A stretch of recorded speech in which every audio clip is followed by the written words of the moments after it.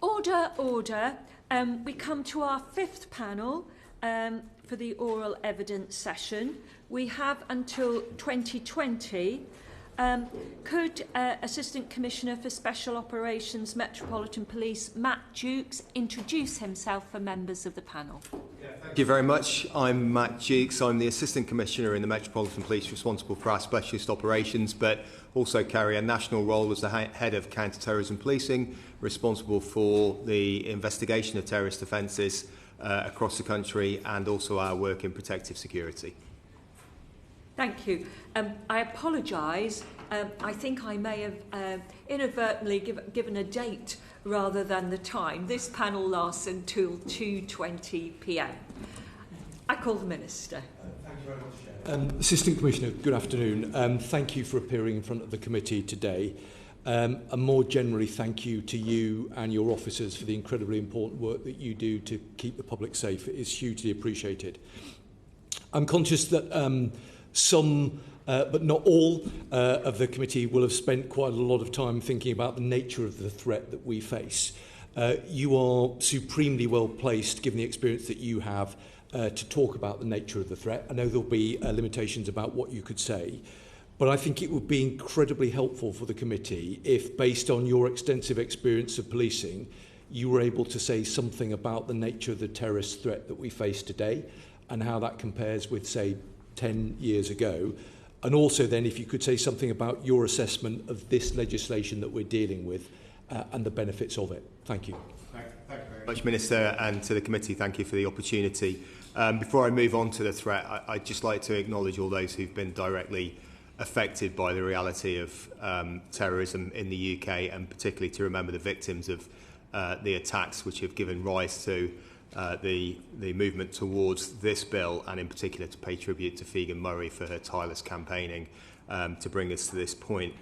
The terrorist threat in the UK remains substantial, and across the years which I've been involved, we've moved from a situation where people could once need to travel to acquire terrorist training, methodologies and equipment, and now can carry out that kind of research, reconnaissance and acquire terrorist knowledge from their bedrooms. They're increasingly driven by the internet. The most pronounced feature of our work of late has been those who are low sophistication actors who are self-initiated, sometimes called lone wolves or lone actors, in fact often connected to small groups of individuals online and often inspired by terrorist rhetoric, which endures from decades of the presence of that kind of material now in the online space.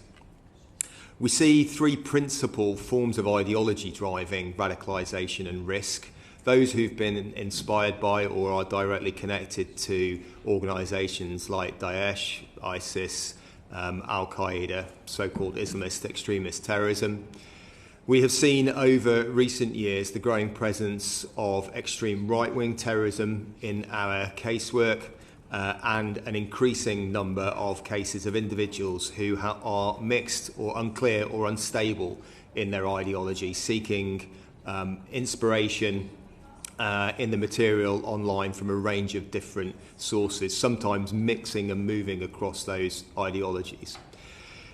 In contrast to the previous decade, where we saw the rise of the Syrian Caliphate and travel overseas, in recent years we have seen less travel overseas to carry out acts of terrorism, and we have worked incredibly hard internationally in partnership to reduce the movement of terrorist foreign fighters. One consequence of that has been that all of the major terrorist organisations, which will seem at times very remote from the UK, all speak in terms of attacks being carried out where you are. Effectively, if you cannot travel, then you might consider an attack where you are. And we've seen examples of that ideology following through. The major terrorist organisations which have been significantly degraded over the period since 2014, the rise of the Syrian Caliphate and its fall, I think should be acknowledged, as the Director General of MI5 has said, as being down but not out. And although I've already spoken in terms of the very dispersed, numerous individuals who are inspired to act on self-initiation, we are seeing signals of growing sophistication and re-emerging sophistication in international terrorism. The most obvious instance of that has been the Crocus Hall attack in Moscow earlier this year. And I'll finish, if I may, Minister, just by scaling all of this. I'm very fortunate to work with a range of partners, communities, victims and survivors. Our core teams in counter-terrorism policing are currently investigating in 800 separate cases, thousands of individuals who have already expressed some intent to pursue a terrorist cause. And every year, 6,000 to 7,000 people are added to the roster of those who've been referred into the prevention of violent extremism casework through the Prevent lens. All of that, if I can turn to your second question, Minister, takes us to the question of how to mitigate those threats. We mitigate them through the pursuit of those who are already on our radar, effectively, in close work with MI5. We mitigate those risks by trying to get ahead of them with the prevention of violent extremism through the Prevent programme and elements of de-radicalisation. But it is absolutely critical in the conditions which I've just described that we are able to protect the potential targets of terrorism and to prepare communities, businesses and society to respond when terrorist events take place. In summary, Chair, Minister, the terrorist threat now is harder to spot and harder to stop than it has ever been. And therefore, however effective our investigations are, we have to be ready to prepare and protect the potential targets of terrorism. To do that, we think that the measures which are proposed in this bill, in Martin's law, are proportionate, highly likely to be effective, and will move us forward from a position where we have already enjoyed, and you're going to hear from them in their evidence this afternoon, we've already enjoyed extremely positive relationships with a range of sectors. It will move us forward from a mode of cooperation and encouragement and collaboration to giving communities, customers, society confidence that there is a base level of preparedness and protection in place in the venues that are captured by this bill. And whilst we have enjoyed, of course we have enjoyed those relationships over time, we know there's a great deal of inconsistency around the country, and we would not want to see any sense of a postcode lottery for those who deserve the protection of all of us. If I may just finish with a small illustration, it's possible to see and fear, and you will hear some of this, have heard probably some of it already, concerns about the proportionality, cost and scale of the impact of this bill. Remembering those terrible events of 2017, it's worth remembering that in Borough Market, the London Bridge attack, that the simple act of encouraging customers to remain in a premises and locking the door saved lives.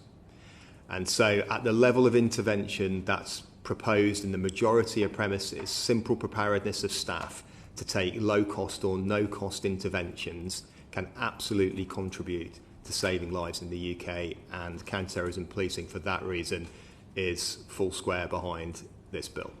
Thank you. Kirith Entwistle.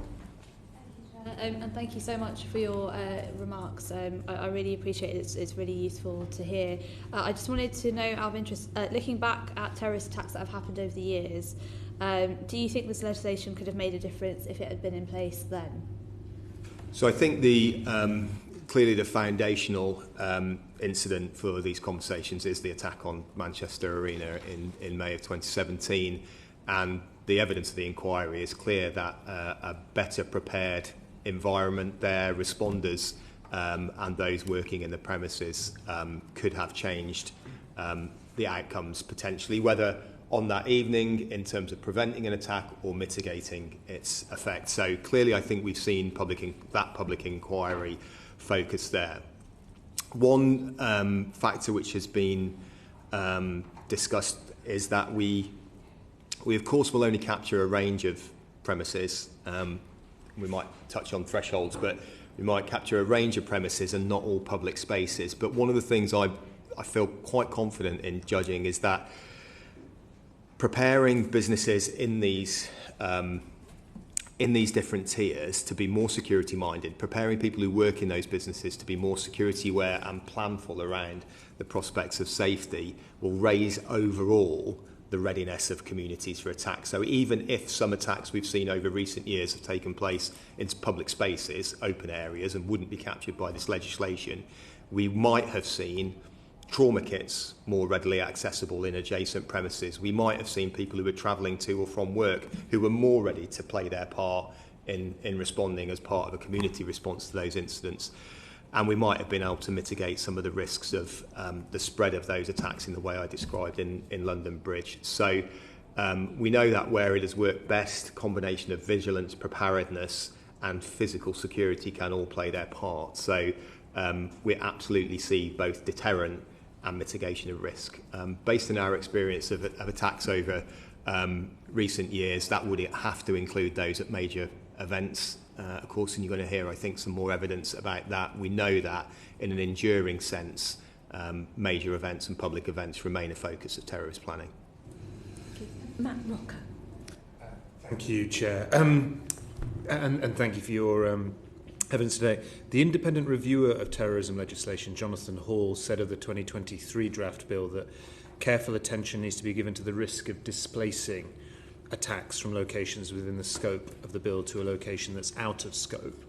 I wondered if you wanted to comment on that, and then I'd invite you to talk about thresholds, since I think you were sort of saying that you did have some thoughts on that. So I think, I mean, without making assumptions about terrorist intent, we know that there are some very enduring things about attacks on public locations, major events, and crowded places. So disrupting that through better protective measures or through better informed responses, I think will remain an enduring feature, even if there is absolutely at the margins displacement.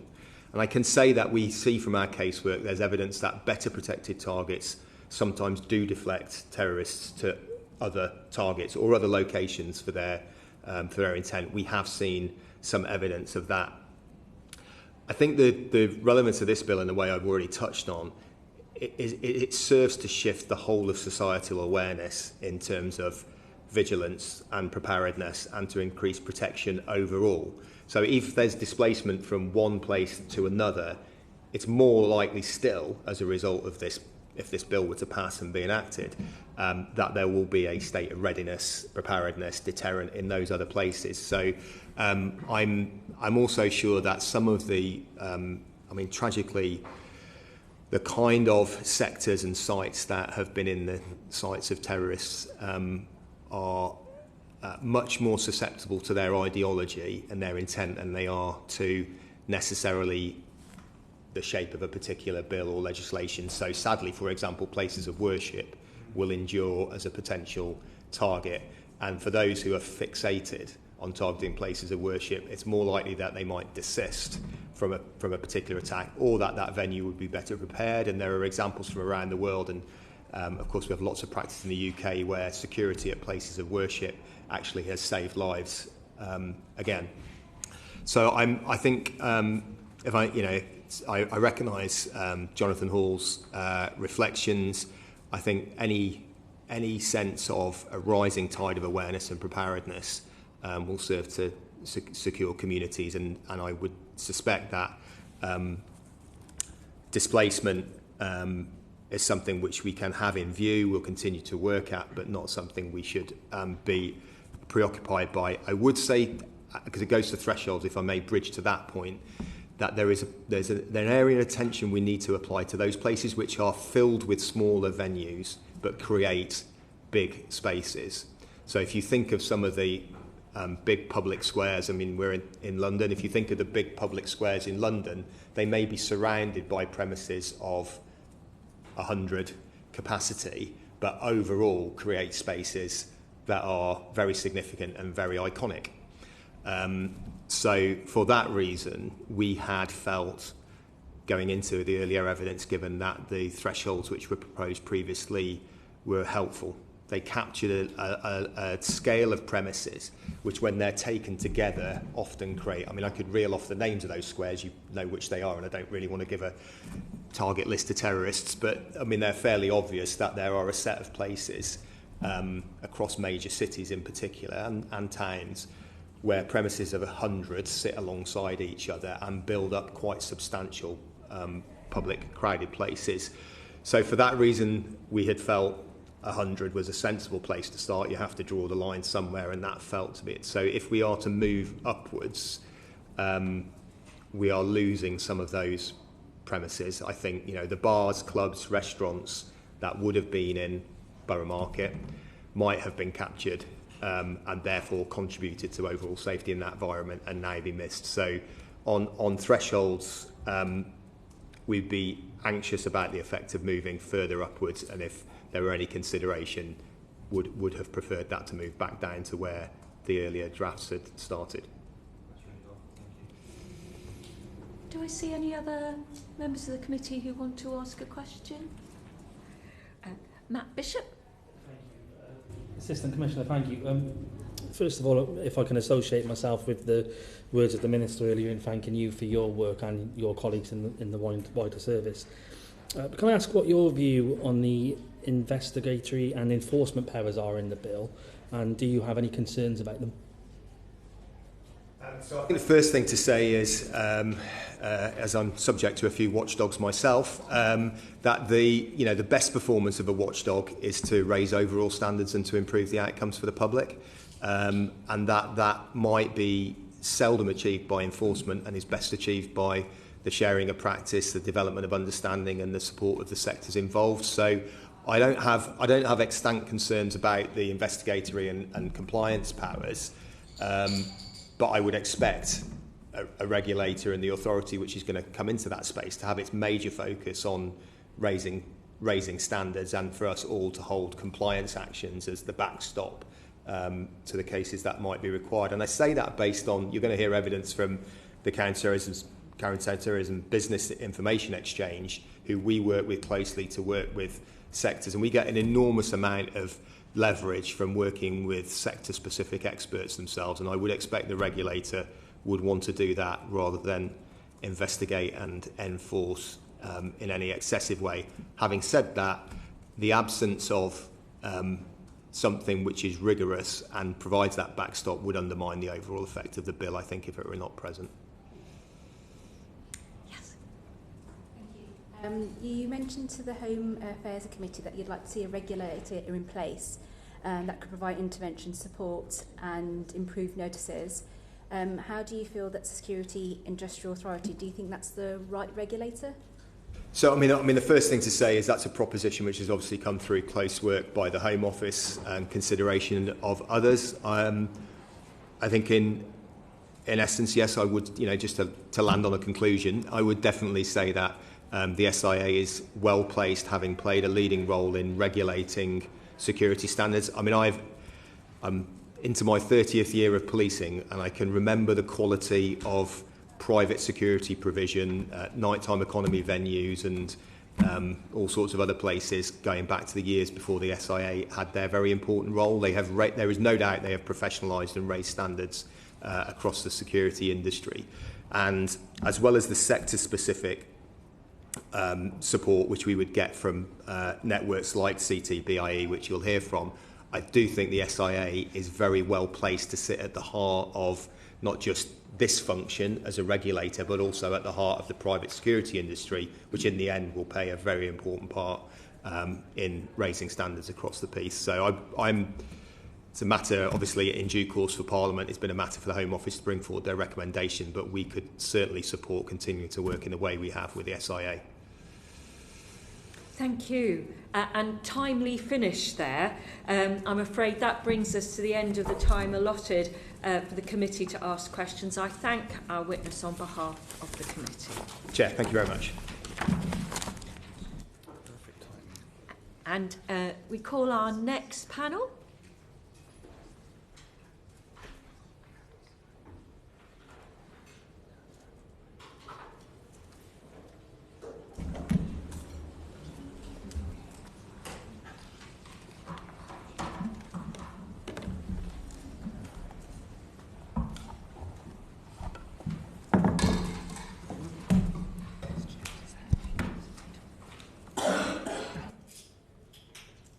thank you all.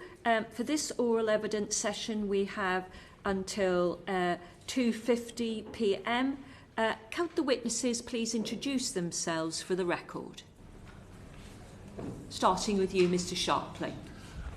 Good afternoon, everyone. My name's Neil Sharpley. I'm the chair for the Federation of Small Businesses, covering Home Office and Ministry of Justice policy, and so embrace security industry and terrorism aspects as well as crime. Good afternoon, Chair and Committee. My name is Mike Pearce. I'm the Director of Security for Land Securities, otherwise known as Landsec. I'm also the Chair of the Counter-Terrorism Business Information Exchange. Thank you. Good afternoon, John Frost, Deputy Chair of the Counter-Terrorism Business Information Exchange. Also head up Business Continuity and Safety at Marks & Spencer's and lead the Retail Business Continuity Association. Thank you. Thank you.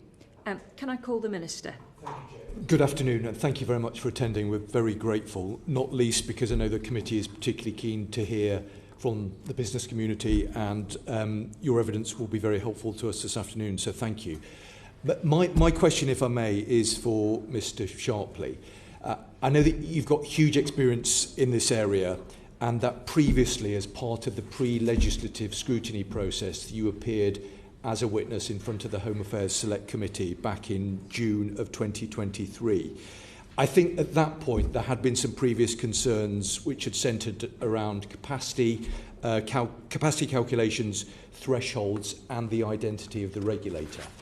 I'm sure that you will have seen that there has been extensive changes to the legislation over the intervening period, and I was just wanting to get a sense from you as to whether the clarity that is now in place around the types of procedures and the measures that business would be required to implement has provided, in your view, some of the assurances that you were seeking back in June of 2023. Thank you.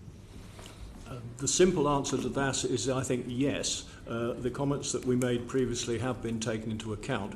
We think that for any piece of new legislation of this sort, which we do of course support, and our own research shows that there's a need for information to be disseminated to businesses about terrorism risk, we do think that for any new piece of legislation which is breaking new ground, the threshold has been set initially at the right level. Yes, we expect that will be reviewed in due course as the bill or the Act, will, when it becomes that, beds in. But we do feel that the parameters have been set correctly as at present. Our concerns expressed previously were about very small venues, community venues, local societies and things of that sort. The one thing that's not touched upon in the bill, which I should perhaps mention initially, is what the role of local authorities should be in terms of helping to achieve the aims of the bill.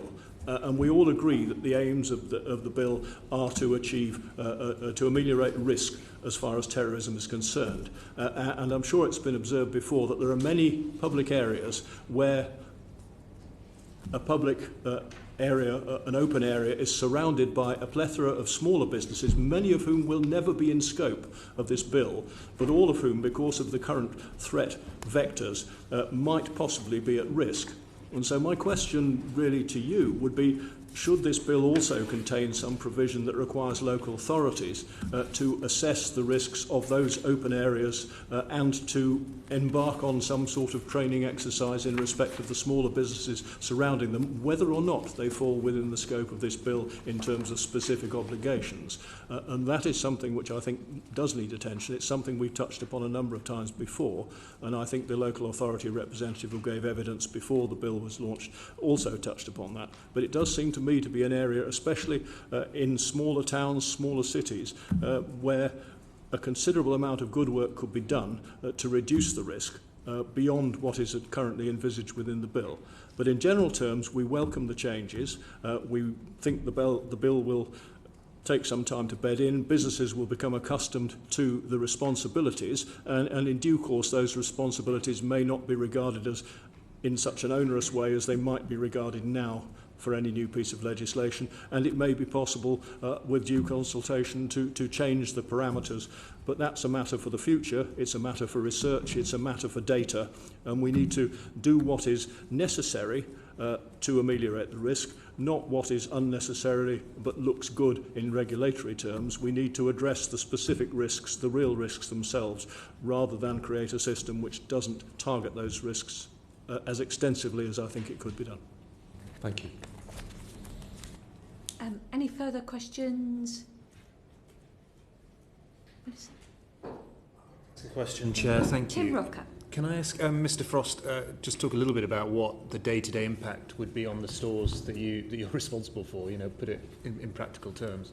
Yeah, in our organisation, we have, regardless of any capacities, we would adopt an approach across all of our locations.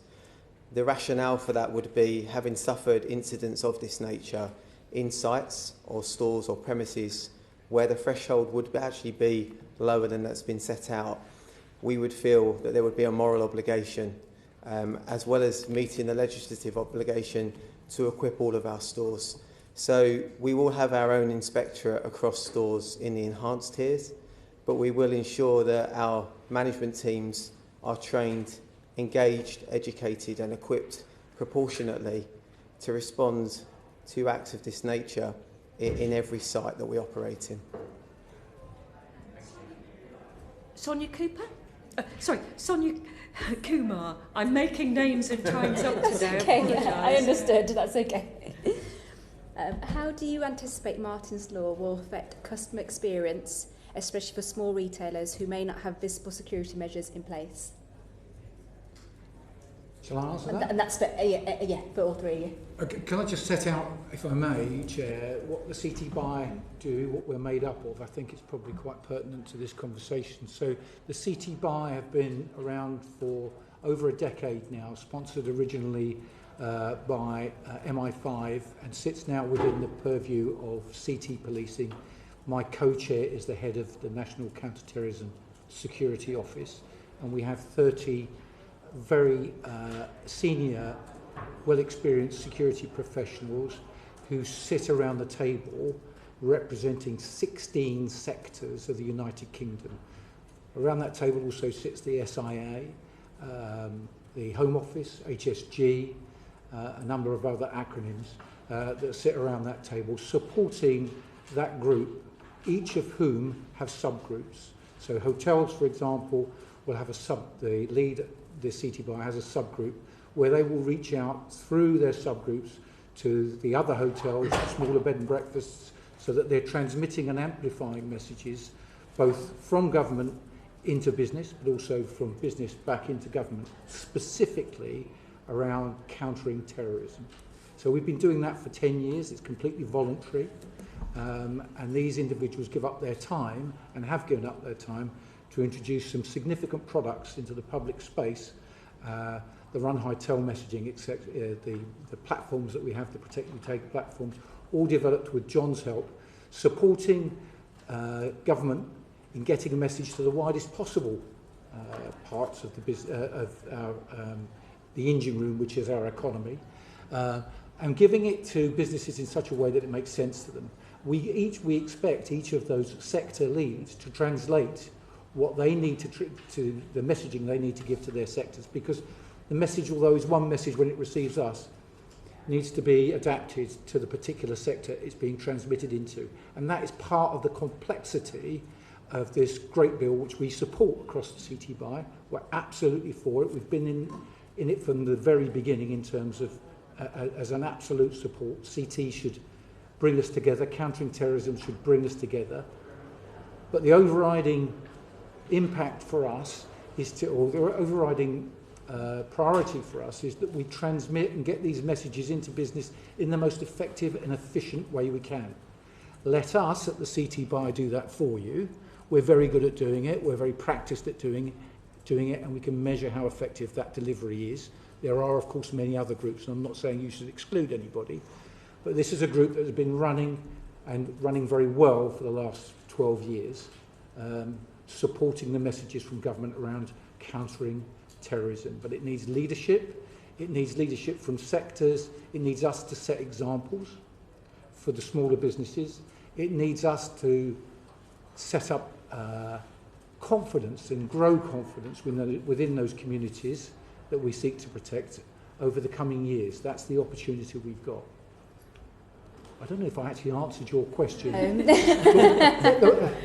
Around every CTBIE member, there are small business groups who reach up and out to us and ask the questions of us. It was only recently I was in Southampton with the Police and Crime Commissioner, talking to small businesses about how we can support as a Landsec owning big shopping centres, etc., how we do support the smaller businesses to ensure that they understand if the legislation, when it comes into effect, affects them, but more importantly, what they need to do now to remain safe, and also what they don't need to be doing, which is spending money asking for advice on legislation that's not in place yet, which is another concern of the CTBIE. So all of that authority, necessary authority, that we hold as a group is respected within business, and I think utilising it would be an opportunity to reach into the small businesses very effectively.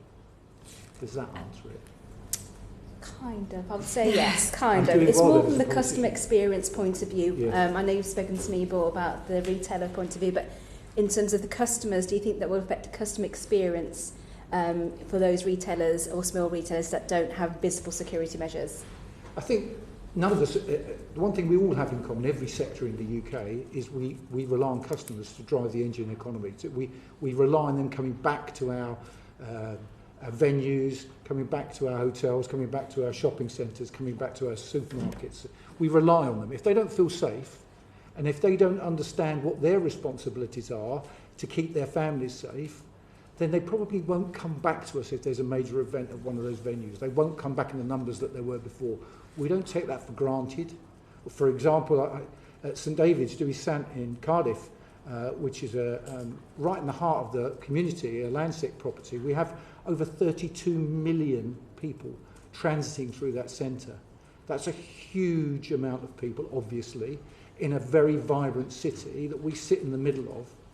And the customer experience for us is everything. They understand what we hope, because we message our customers, which include brand partners like John and others, but smaller brand partners, and customers from the general public about what our expectations are if they see something suspicious, what to do.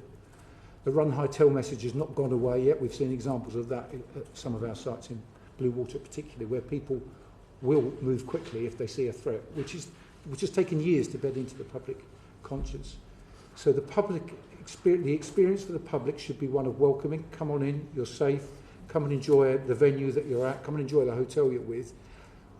We'll worry about security for you mainly, but you have a responsibility, if you as the public see something, to notify us, and we will, working together, we'll do something about it.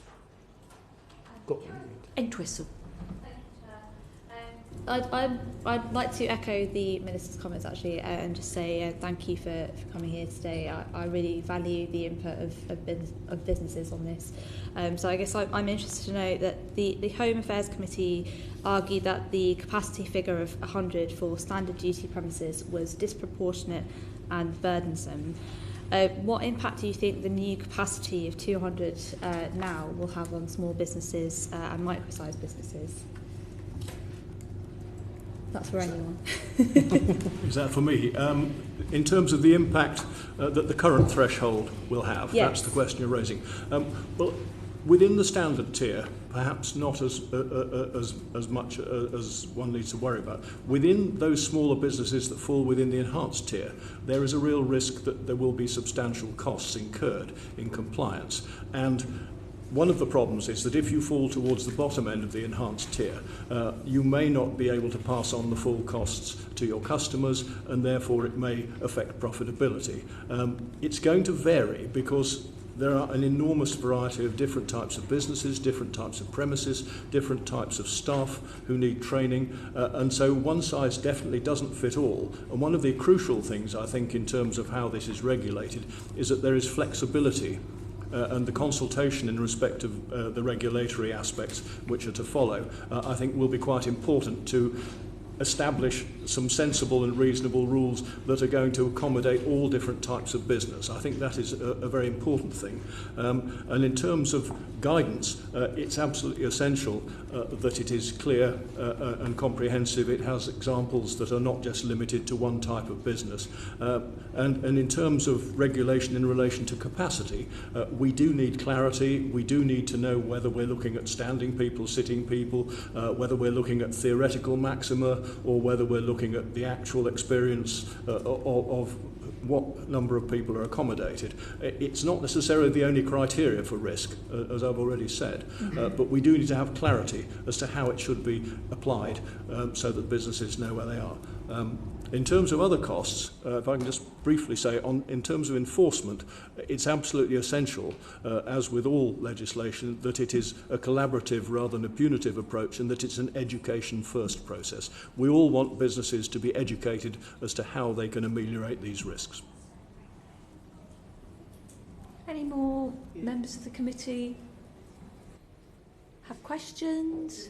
On the point, though, around the impact, working alongside Cabinet Office, National Preparedness Committee, local authority, there is an aspiration to improve, enhance societal resilience in the UK. This legislation will do that. How we do it is crucial. So we don't have the guidance and we don't have understanding of the inspectorate at the moment.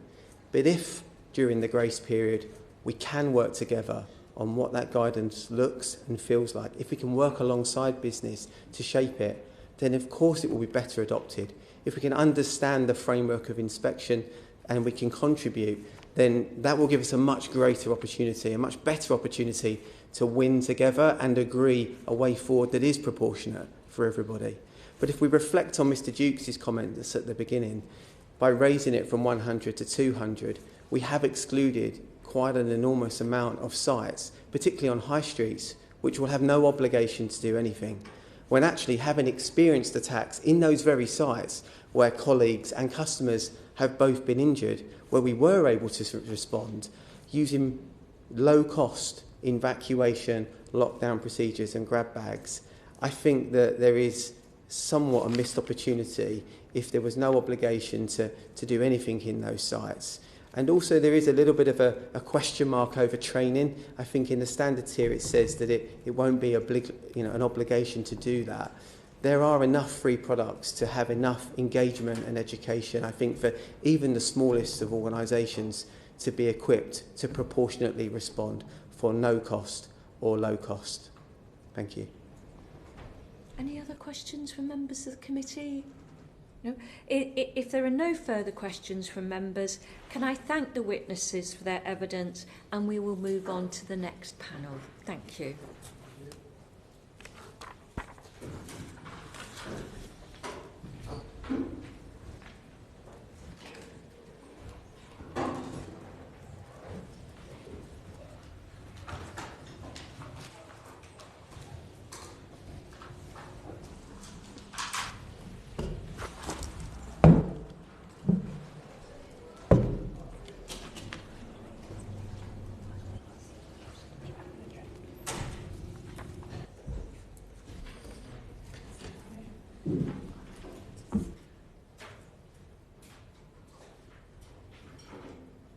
Thank you. For this oral evidence session, we will have until 10 minutes past 3. Can the witnesses please introduce themselves for the record? Yes. Hello everyone. Thanks for having us, Chair. So I'm Cameron Yorston. I'm a director at the Sport and Recreation Alliance. Hi everyone. My name is Nicholls. I'm policy manager at Sport and Recreation Alliance. Thank you. I call the Minister. Good afternoon to you both. Thank you very much for appearing in front of the committee. We very much appreciate it. I'd like to ask you a couple of reasonably specific questions, if I may. So can I ask for your views on the proposed changes to the bill, particularly in relation to the change in capacity calculations, where responsible persons are now being asked to identify the number of people reasonably expected to be on the premises at the same time? We think that that is a change that hopefully you will welcome. And the second point is to get a sense of your views on the proposed changes that have been made to the bill, particularly in relation to the addition of the reasonably practical standard. Again, we hope that that is a change that you will welcome, but your sense of those two changes would be very much appreciated. Thank you. Yeah, thank you, Minister. Happy to take the first one, certainly. So, yeah, we certainly welcome the flexibility introduced by the change around capacity calculations and the ability to look at things like historic attendance data and a wider range of measures which may kind of impact how many people are on site. I guess for within the sport and recreation sector, we have some sites which are quite large in terms of overall footprint, but in reality have fairly few people on site at any one time. So there was a concern previously that if a kind of calculation based purely on footprint was how this was going to be introduced, then there will potentially be lots of those sort of premises drawn into the enhanced tier. So certainly we welcome that change and the flexibility around how many people are on site based on the kind of different criteria set out in the briefing note.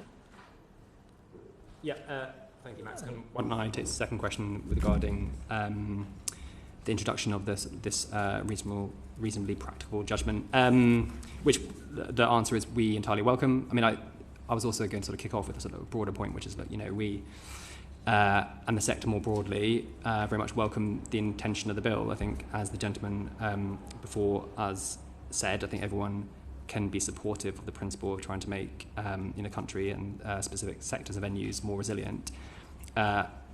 What is missing, or rather where I think further clarity and guidance is still needed, is ultimately, and again I suspect you'll have heard this throughout the day, it's just the greater clarity in the practical implementation of the bill and in those, how in practice that reasonable practical judgment will apply. And there are certain instances, and I'm more than happy to elaborate and illustrate with some specific examples where it's not clear that the spirit of the bill and the intention of the bill and those exclusions or measures you reference bite in the appropriate way, and there's a sort of risk of unintended consequences.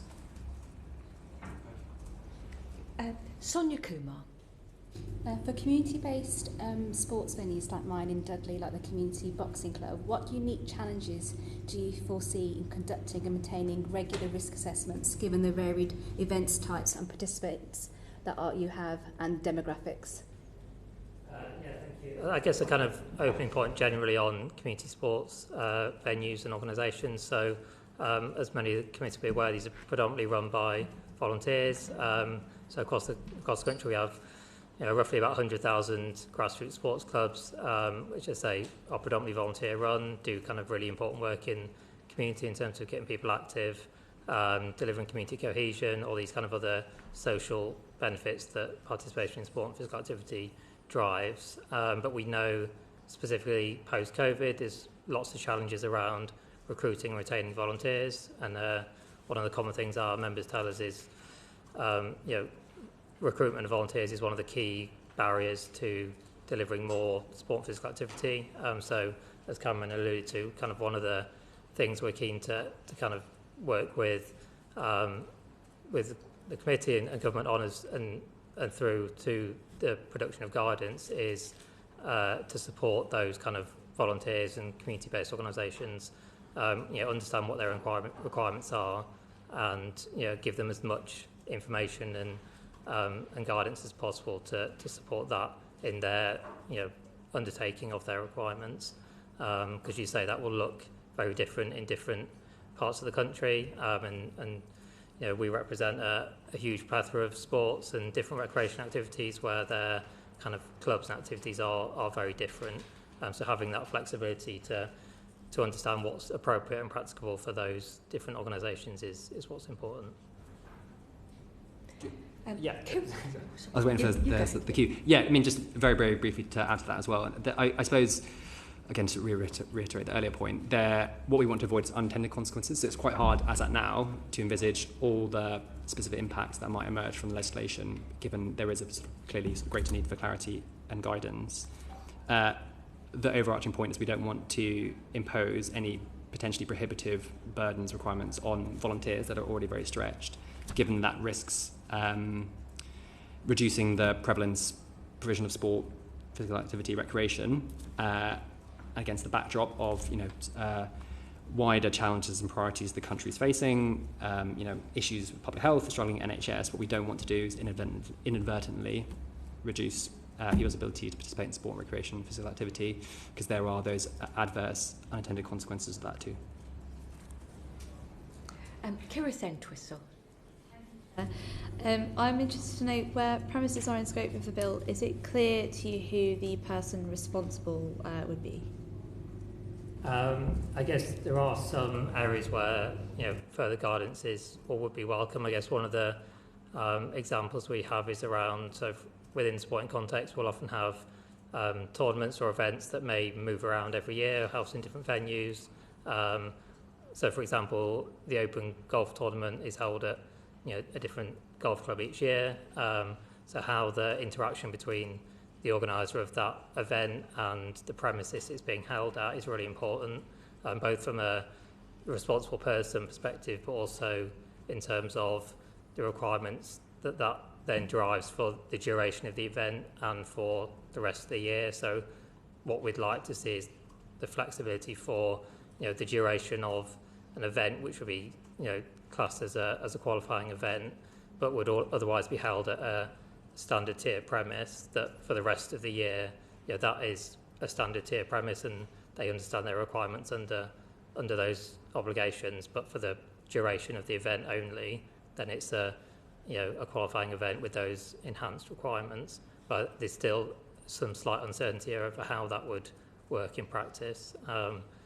So yeah, again, something that we would welcome further engagement on and clarification through the guidance, because I don't think it's the intention that a venue such as that, or there's other examples. So in tennis, the Nottingham Tennis Centre hosts a 1 week tournament where they have 5,000 people on site, but for the rest of the year it's a community facility with a couple of hundred people on site. We think they are two different uses and should be kind of treated as such.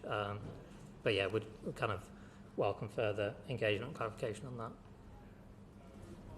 Any further questions? No? Okay.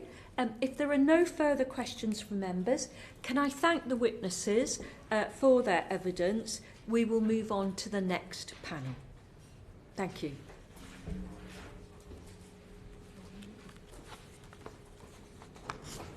So we have brilliant. Ooh.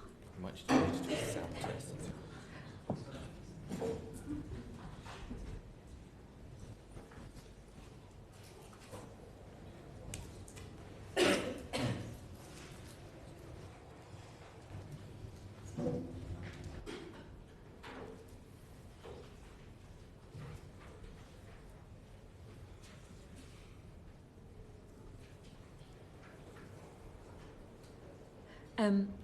Thank you. As you can see, members of the committee, we have Kate Nicholls, OBE, Chief Executive of UK Hospitality, in the committee room, and we are joined by Mike Kill, Chief Executive, Nighttime Industries Association, via Zoom. And for this oral evidence session, we have until 3:40. Can the witnesses please introduce themselves for the record, starting with Kate?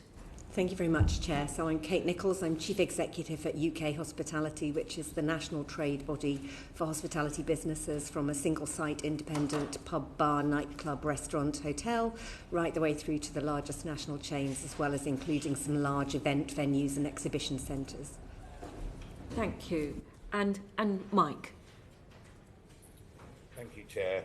My name is Mike Kill. I'm the Chief Executive for the Nighttime Industries Association, which represents businesses that operate in the ecosystem between 6 p.m. and 6 a.m. in the morning, and broadly representing pubs, bars, restaurants, clubs, live music venues, events, casinos, and the like that operate within that period. Thank you. Thank you. Can I call the Minister? Thank you, Chair. Good afternoon to you both, and thank you very much for appearing in front of the committee today. I know that you have a particularly valuable insight, and we're looking forward to hearing from you. We heard from Mayor Andy Burnham earlier on. he was very positive about the impact that these measures are already having on the hospitality sector in Greater Manchester. And I wanted to get your sense of whether that accords with your analysis in terms of the thinking that you're doing about the impact that these measures will have on the hospitality sector in a national sense. So very positive to hear the good news story from Greater Manchester and the way that it has been embraced by the hospitality businesses there, but good to get your sense of whether you think that that will be the same approach right around the country. Thank you. Thank you. And yes, I don't think anybody in the hospitality sector and the wider live music events sector could have gone through and experienced the recent incidents that we had, not just in Manchester, but also in London, and sat back and waited for legislation to make sure that our customers and our public and our staff, most importantly, were safe. So since those events and since the learnings coming out of the inquiry, we have been working collectively with our members to be able to look at how we could take forward this protect duty within the context of our existing licensing regime, because the Licensing Act 2023 puts on us a legal obligation to make sure that we take account of public safety. And as part of that, businesses in city centre locations in particular have worked with their local police forces and counter-terrorism to make sure that steps are already being taken to look at those measures that could be encompassed within this duty. And also should say that we're working to make sure that that is taken right down and some of the lessons are learned at the very smallest venues so that we have got a basic level of security within the public realm. So while Manchester is leading the way, quite unsurprisingly, we are working hard to make sure that we are doing the same thing and carrying out those lessons and delivering that in practice. Yeah. Sonia Kumar. Thank you. How might the increased security requirements impact staffing for the nighttime venues, particularly in terms of training, retaining part-time or seasonal workers? I think this question might be better for Mike. Thank you. I think we without a doubt, with regard to the businesses that we represent, particularly some of the SME businesses that are slightly smaller and, as you can appreciate, on the lower tier, there is a resonating concern in terms of the cost base given the current economic climate. One of the key areas that we are concerned about is obviously within the industry ourselves, we have a high turnover of staff and that continual training of staff, which within that high turnover is going to represent a level of cost. So when we looked at things like the impact assessment, we felt that without a doubt, given the infrastructure, systems, processes and considerations at either level, whether you're looking at the standard tier or you're looking at the enhanced tier, there is a potential concern that this is going to be onerous cost-wise, particularly around staffing levels and also with regard to some the certain shifts around things like national living wage, etc., which are going to sort of drive that forward also. So from the perspective of the industry, there is still a resonating concern that there is going to be a undue burden, particularly on small venues, community groups, and in the current economic climate that potentially are going to lead to some further challenging situations, not to take away from the importance of safety, but the reality is we've got to be honest in terms of our position moving forward. So there are resonating concerns, but people are making positive steps forward. And just to reiterate and support Kate's comments, there has been a very positive reaction to the bill. It's very well supported, and I believe the right action is to move forward is happening across the sector as a whole in varying levels, but without a doubt Manchester is leading that forward given the circumstances represented there. Thank you. Are there any other members of the panel who would like to ask a question? If there are no further questions... Oh, gosh. No, it's my fault. Can I just ask a quick question about penalties and if our witnesses have any views on what's outlined around penalties? We do have some concerns about what's outlined around penalties. I think there is there's some gaps in the legislation. We know that there's going to be secondary regulations. We know that there's going to be detail coming through in the guidance about the remit of the inspectors and the enforcement powers that are contained within the bill. the level of fine and the level of powers that are available to people. We recognise this is a very serious situation, but the interrelationship between the Licensing Act, where you can have closure and accelerated closure powers, which could remove a licence entirely, and this piece of legislation, as well as the very high levels of fines that could come through for the enhanced tier for those who are particularly globally based businesses, are quite eye-watering, shall we say, and there's a need to work with the industry, and we really appreciate the fact that the bill team and that the ministers have worked with us to make some flexibility changes to the legislation as it has come through. We'd welcome the opportunity to work on this area, particularly around fines and the scaling of fines, the penalties that could be imposed, the way in which powers could be used, and the checks and balances around that enforcement mechanism, and in particular to do with appeals and the ability to trade pending appeal where there is such a significant impact on a business if you are closed. Are there any other members of the panel? Okay, I want to make sure I'm not going to miss anybody again. No? No. Okay. If there are no further questions from members, can I thank the witnesses for their evidence? We will move on to the next panel. We might have to suspend because we're running so early. One of the witnesses.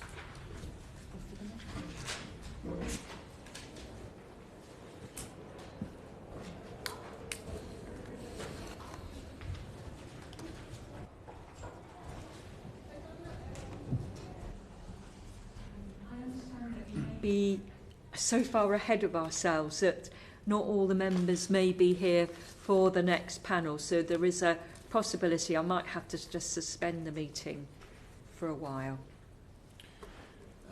Yeah, so Melvin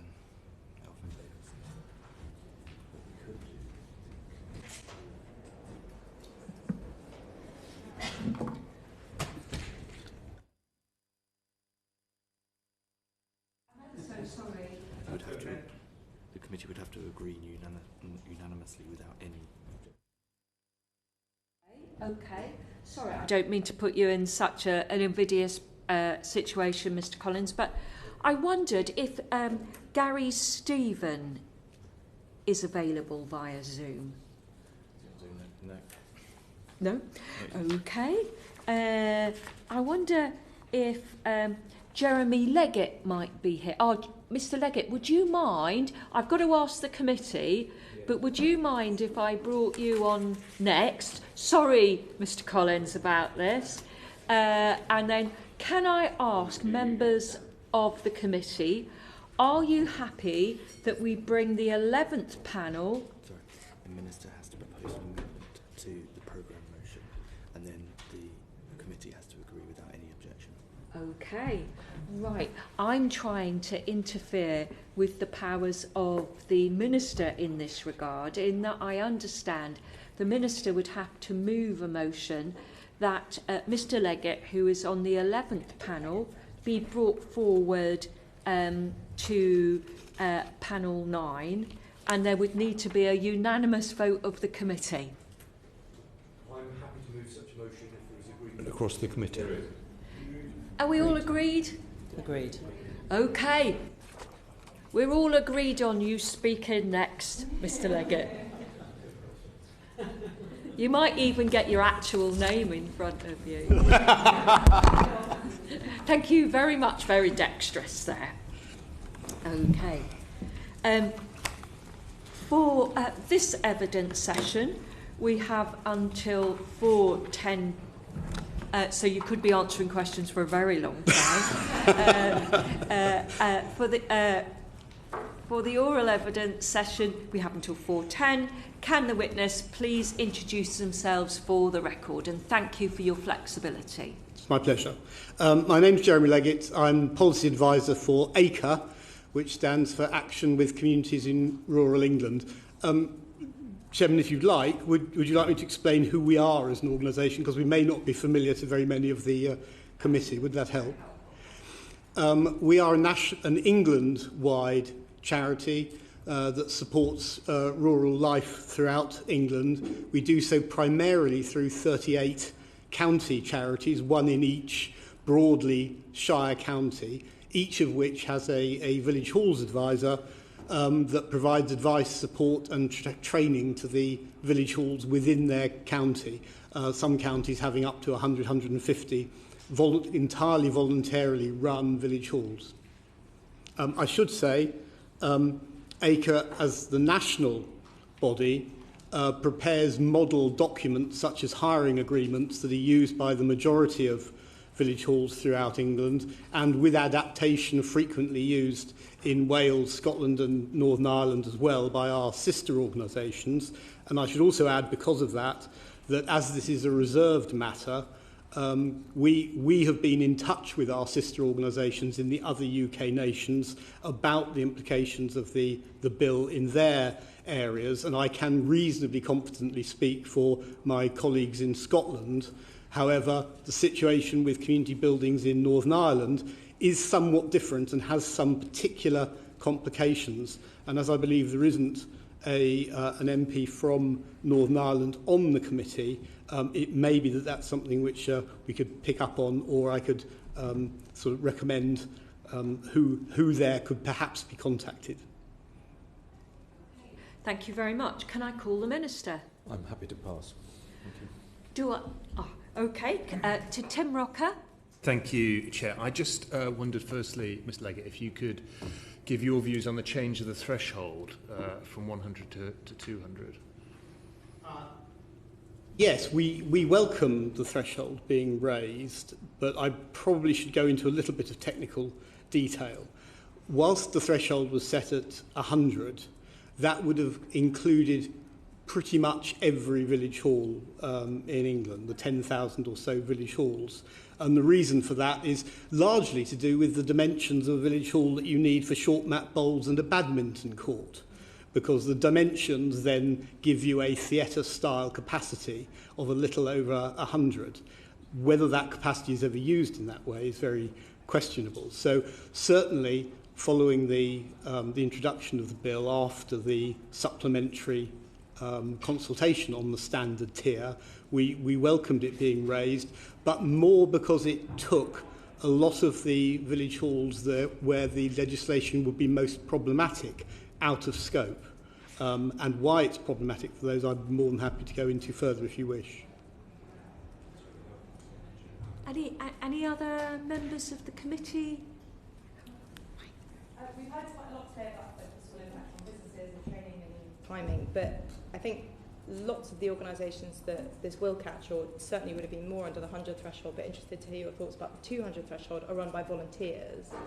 What do you think that will mean for them? Do you have a sense of the challenges that might throw up? Indeed. I think if there was any possibility of the threshold being dropped back down to 100, and having sat in on the discussion this morning, I obviously have some anxieties about that, as well as there being a power in the bill for the Secretary of State to bring it back down to 100 anyway, if that is seen to be required. The village halls who responded to the supplementary consultation on the standard tier did so thinking that the limit was still going to be 100. If you recall, the supplementary consultation was carried out before a redraft of the bill was made public. So, as I understand it, there was some concern that there were a lot of village halls and similar organisations quite negatively responding to the consultation because they thought the limit was still going to be 100. So raising it has taken quite a lot of those out. But it is probably worth at least thinking about why so many of those volunteer-run premises were so concerned about the standard tier when the lower threshold was 100. I can go further if you would like. That would be helpful, actually. Yep. Yeah. Almost all of the village halls of that size in England and also in Scotland and Wales are run as unincorporated associations. So the charity itself is not a legal entity. The responsibilities for managing the charity are held personally and severally by the trustees, of which there might be between 6 and 10. So all of the obligations under the bill would fall to that group of people. The trustees of village halls, although they manage the halls for the benefit of their community voluntarily, they are very seldom on site when it is being hired out. So the events, the distinction between the people responsible for the building and the people responsible for the events are very clearly divided. So some of the provisions in the bill for placing the responsibility on the individuals who manage the building do not fit very well with the constitutional structure of most village halls. A small number are now becoming companies limited by guarantee and so on. So once we put in place the briefing and the support and the information and the training, there is absolutely no guarantee that the people who have received that will be in the building if something happens. So we have to think quite differently about how this legislation is going to be enacted in voluntary run organisations for those reasons, if no other.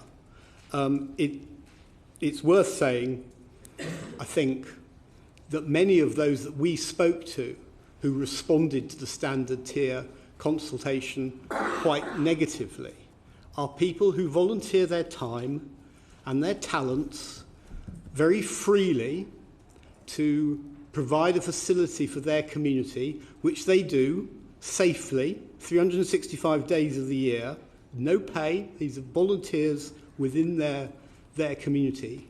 I think, speaking to many of them, that they felt that it was too heavy a stick to make it this a legal obligation, and that actually rather more carrot would have been helpful in terms of helping them to do what they wanted to do anyway, to keep their communities safe, rather than putting them at the risk of the law instead. So I think that's one of the main reasons why the Home Office received such a negative response from these size and type of charities and buildings when doing the supplementary standard tier consultation. Paul Ward, would you still? Yeah. Can I ask you what your views of the enforcement powers of the regulator contained in this bill? What's your take on that?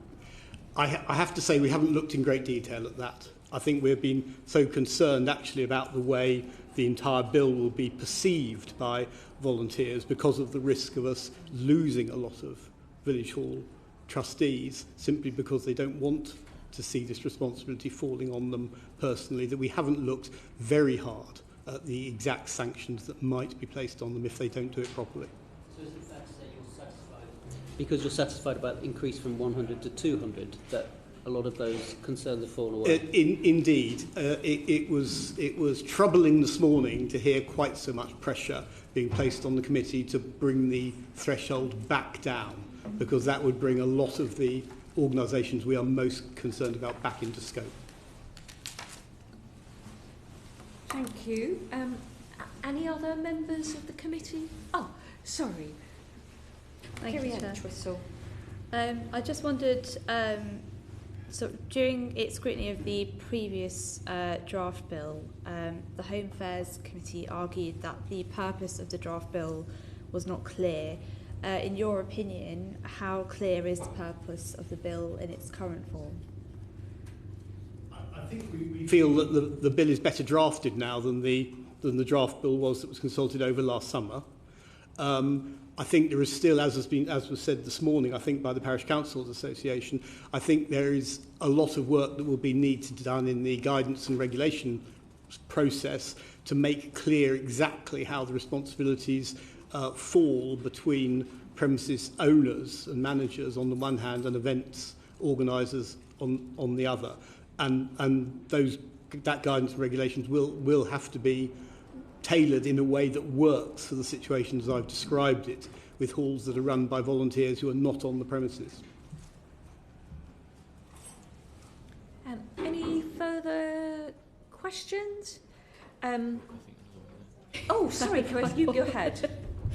Thank you for that. I just wondered, on the point that you made earlier about those volunteer-led organisations being safe 365 days a year, I wondered how confident are you that those volunteers and those community venues would be sufficiently prepared in the event that there was an attack? I think more recently about the horrible attacks that we saw in Southport, and if there were mechanisms in place then, how confident are you in your experience of those venues that they would be prepared and equipped in the event of a similar horrific incident? Very good question. I think over the last 10, 15 years, I think the standard by which voluntary village hall, community centre trustees have come up to the mark on things like fire safety, food, health and safety and so on, is remarkable. There's been really quite a major change over the last 10 or 15 years. So when it comes to the physical preparedness of the building, I have absolutely no concerns at all that they will come up to that mark quite quickly. I think the issue is the integration between physically what is there and the procedures and trainings for what you actually do when something happens. It's quite easy, I think, to talk about making a quick decision to lock in when something happens. And if you are even a relatively small business with a core staff who are trained to understand and know which way to jump when something happens in that regard, then I think you could probably be confident of them. In the case of a village hall, then the people who are on site running an event may not have had that training, either that, or we are getting ourselves into a position where the village hall's conditions of hire are going to have to say you're not going to be able to hire this building unless you have done that preparedness training. And that I think opens up a whole wider sweep of preparedness amongst other kinds of organisations, which I'm not really qualified, I don't think, to talk about. Thank you. Any other members of the committee? No, thank you. If there are no further questions from members, can I thank the witness for his evidence and his flexibility, and we will move to the next panel.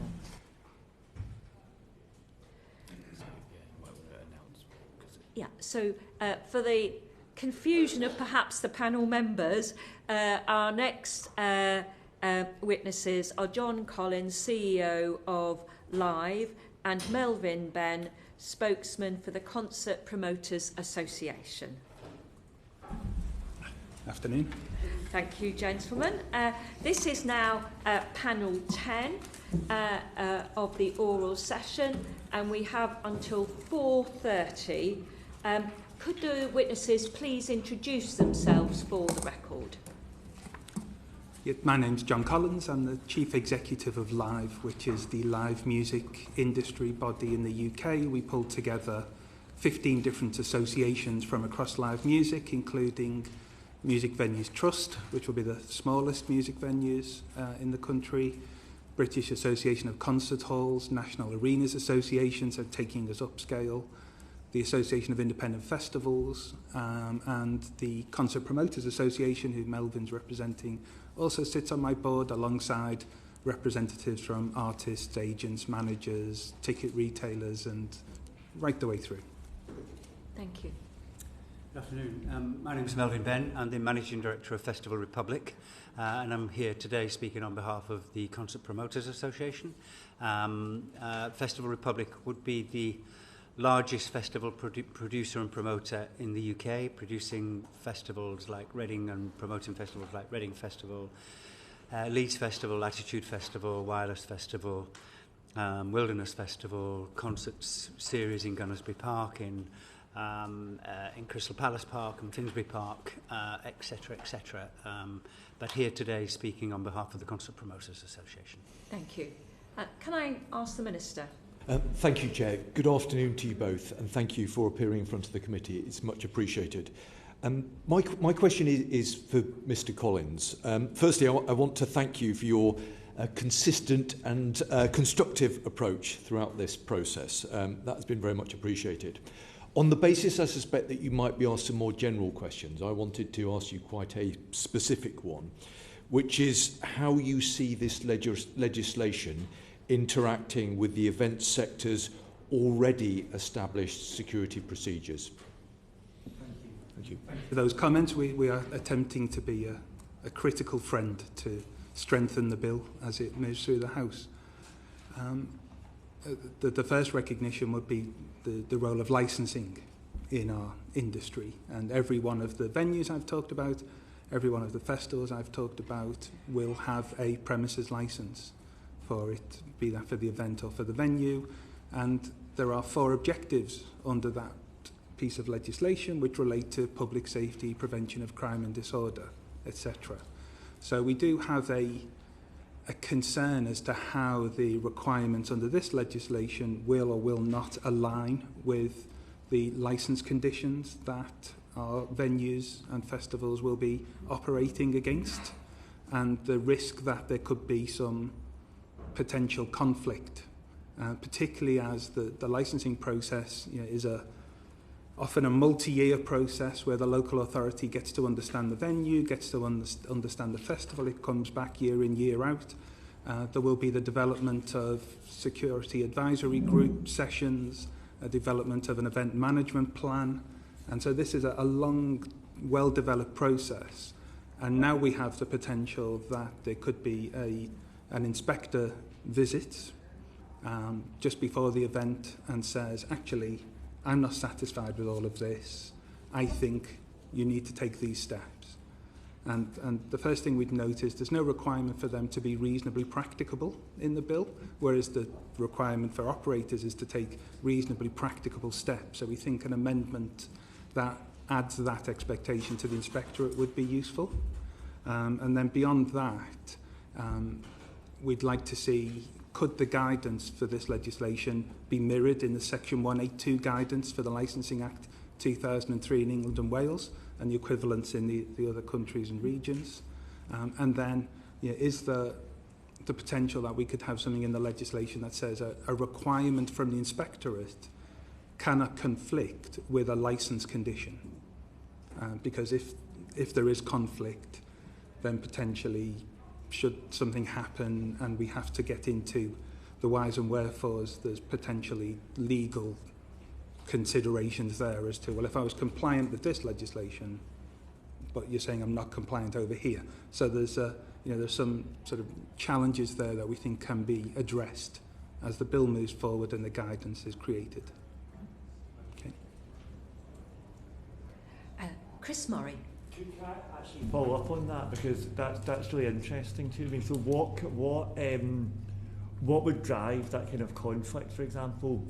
I'm thinking, so I'm Scottish, I represent a Scottish constituency, and sometimes some elements are devolved and some aren't, and I know it can be difficult for organisations with a footprint across the UK to follow different regulations.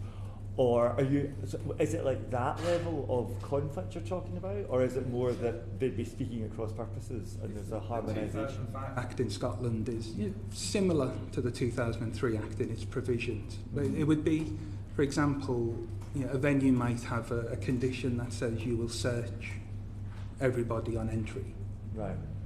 But that will necessarily create a queue outside the premises. And so from a CT perspective, it might be, actually, no, you need to get everybody inside the premises as quickly as possible. Mm-hmm. And then you've got a direct conflict and the operator is trying to square that circle. Melvin, did you want to? Yeah, I think as John said, the two licensing acts in England and Wales and Scotland are very similar. Scotland, particularly for outdoor events, it's an annual basis as opposed to a permanent premise licence as it is in England and Wales. But that potential for conflict where a venue or an annual festival, an annual series of concerts will be in monthly meetings with the safety advisory groups. They will have done all the preparation on the basis of the advice from the safety advisory group and the discussions with the safety advisory group. Who, of course, take advice from the local police force, the local CT SECO, etc., etc. And will have their plan for the evening, for the festival, for the weekend, or for the next month or for the next 6 months of a venue. That's all costed, it's all budgeted, it's all done in that way.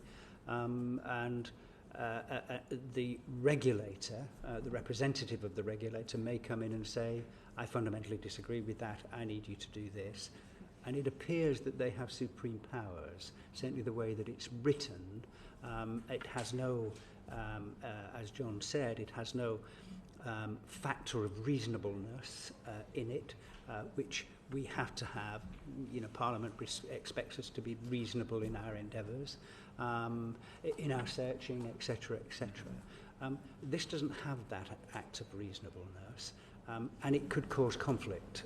It could be that the regulator and the safety advisory group have got differences of opinion in that sense of it, and we get caught in between there with what could be very significant financial penalties of not knowing quite which way to go in that sense.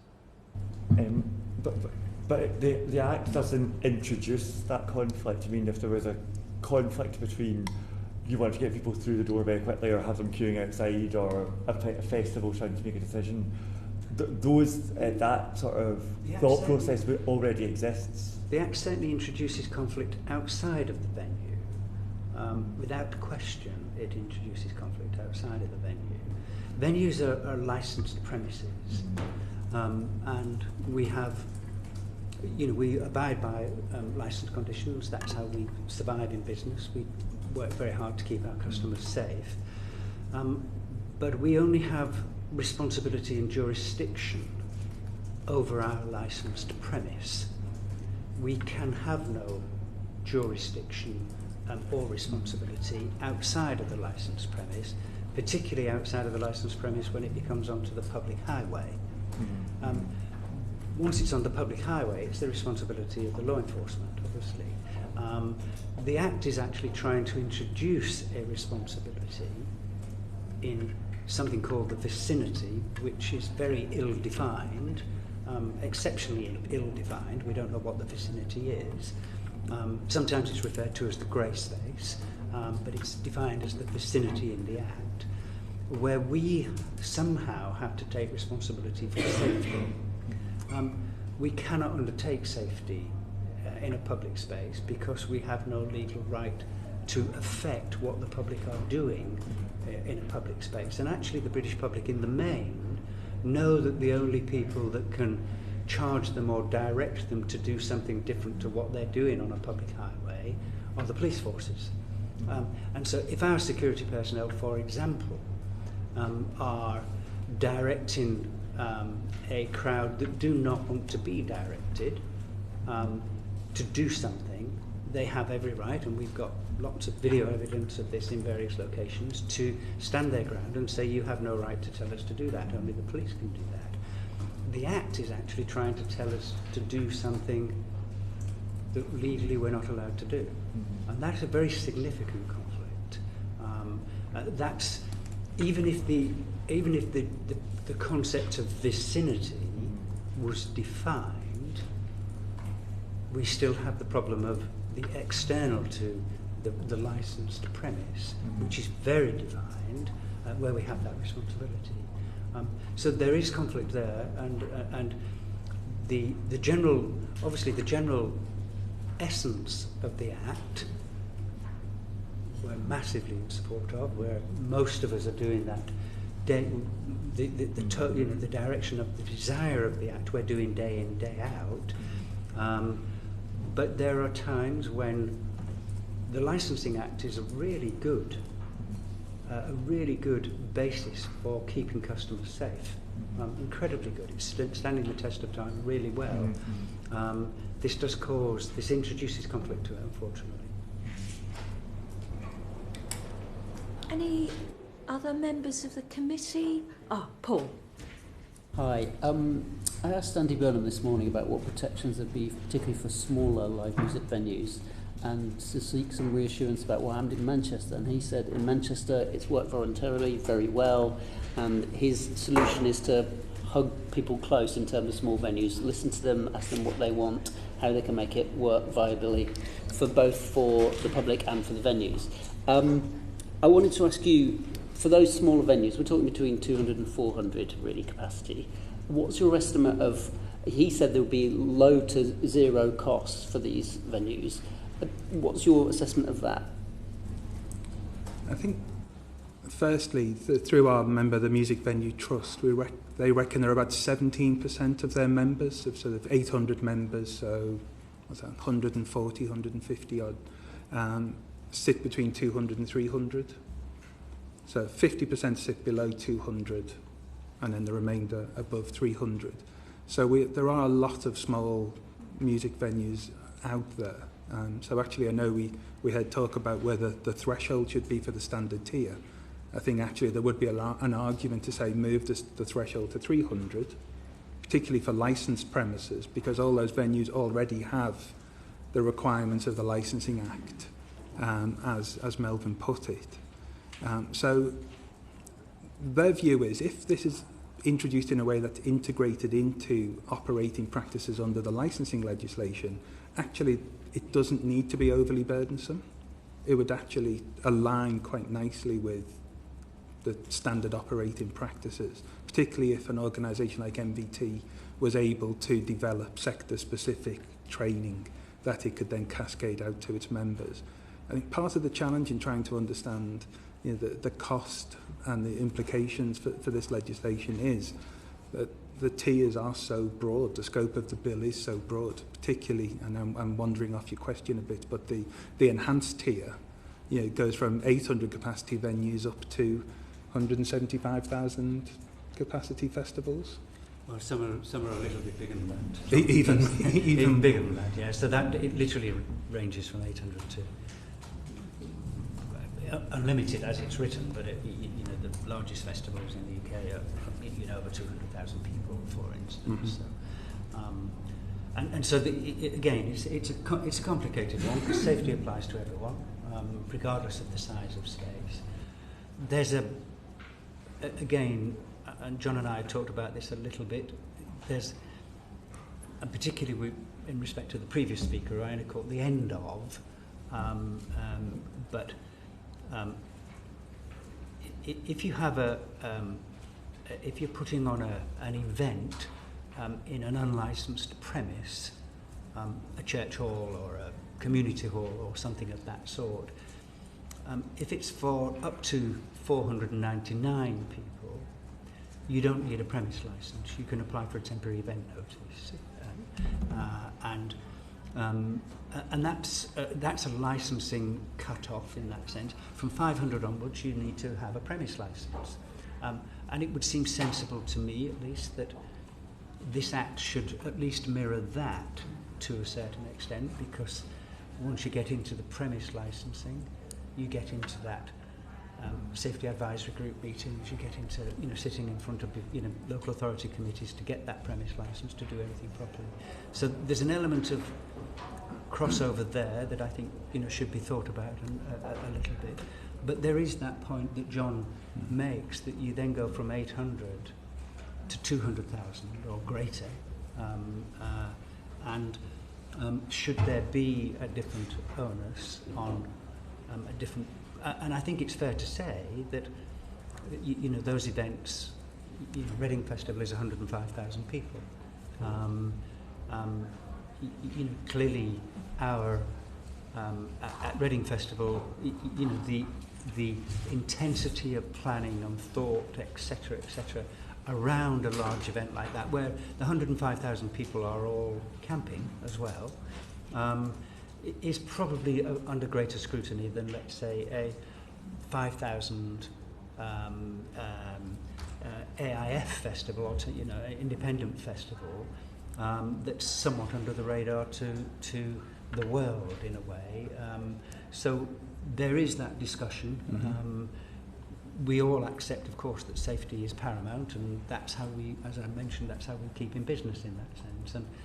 And by and large, and Andy's example that you just mentioned, we work really closely and with all local authorities in Manchester and everywhere we go, where it's a joint arm around each other, because these events are really,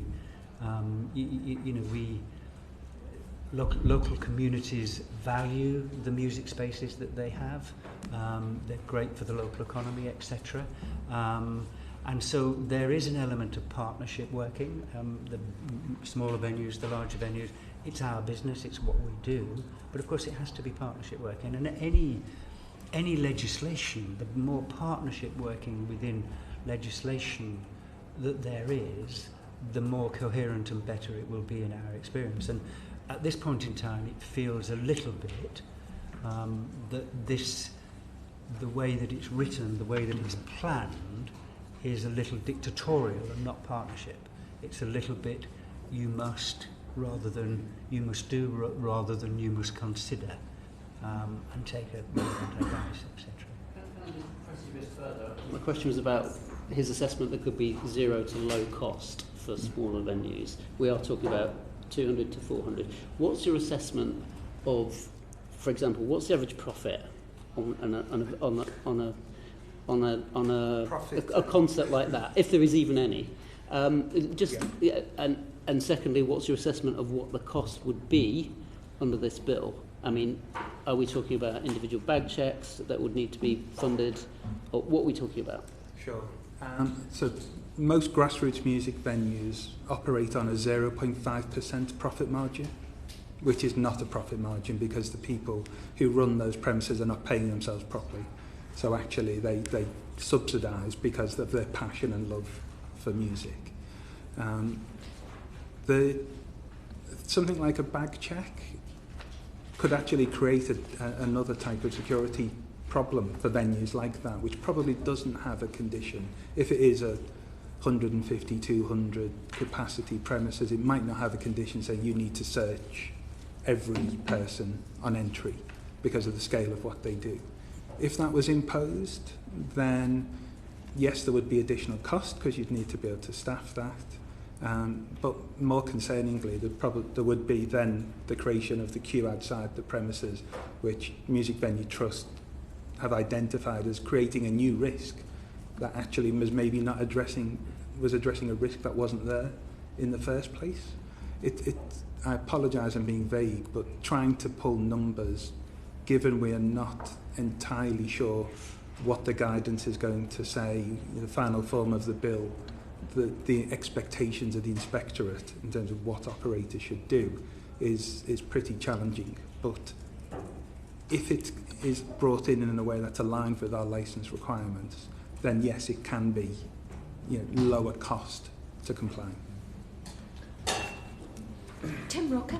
Thank you, Jay. Can I just follow up on that? Because the Home Office's estimated costs are just over £3,000 for the standard tier. And we heard this morning from a number of witnesses about the exercises that Manchester have done with businesses there, with a really wide range of businesses, all the way from the Mayfield depot, that's over 30,000, down to small and medium nightclubs, for example, Matt and Fred's, Band on the Wall, hotels. And I was struck by the information I saw from Manchester City Council saying that in those desktop exercises, it was unanimous that the financial impact and operational issues were actually not that onerous in the view of the people attending those sessions, which sounds quite positive, I would say. So I just wanted to ask you to comment on. I think that's a byproduct of the fact that we operate with licences and we have partnerships with local authorities that go back decades.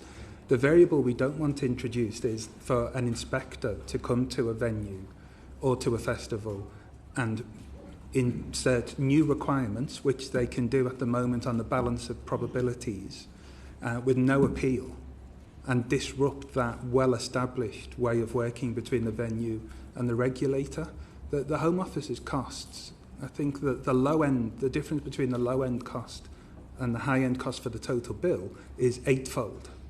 It's around about 593 million up to 4 billion. I think that tells you just how open-ended a lot of this legislation is at the moment, and therefore trying to work out compliance costs, etc., can be a challenge. But yes, the Manchester experience is common to our work with local authorities up and down the country. Any further questions? Really interesting point you're making. Just to follow up on that, I suppose, but do you accept that there's like two categories of organisations? There'll be some who are doing, the inspector will find they're doing everything that they should be doing, and so the costs for them will be little, but there'll be some who aren't, and well, otherwise there would be no need for this legislation at all. But if there aren't, there will be costs involved there, and that's the open-ended component of it. I think I'll make one quick point before Melvin comes in. Because we operate with a licence, we are already considering counter-terrorism, safety, security in how we run the premises. So the issue is this new variable of, I don't see that there are two classes of venue. The Licensing Act takes care of that. If you're not meeting your obligations under that Act, your licence is at risk and it can be removed. You know, the fact that this can be imposed without appeal on a balance of probabilities and disrupt what can be a decades-old relationship between the venue and the local authority is the concern. That is exactly as John said. I mean, and it is, because there is an entertainment licence, the grantor of the entertainment licence, be it a premise licence in England and Wales or a yearly licence in Scotland, for example, they have assessed that what the operator is doing is safe in order to make the customers safe. So in that sense of it, one could argue that there isn't any need for this legislation. In that sense of it, is there a need for greater... I think the industry generally would say that adding a piece on about counter-terrorism and additional safety into the 4 pillars of the Licensing Act would have been a better route than creating an additional piece of legislation. We're not in charge of that. We'll go whichever way it is. We're fully supporting the direction of this. The simpler way would have been to add to what already exists rather than to create something separate. From the point of view of your industry, I'm just thinking we're also talking about places of worship, schools, and other places. Certainly, and obviously I'm speaking here on the point of view of my industry in that sense of it. But this is an industry that is quite grown up, has an incredibly good safety record, and therefore, that would have been, in some ways, in our view, a simpler route, and to then have had something separate for unlicensed premises. I think the fact that the bill almost ignores the existence of licensed premises is a little bit of a failing. And that's where we see conflict, and we do see conflict. Not with the overall aim, of course, but somewhere you have 2 jockeys on the horse at some point.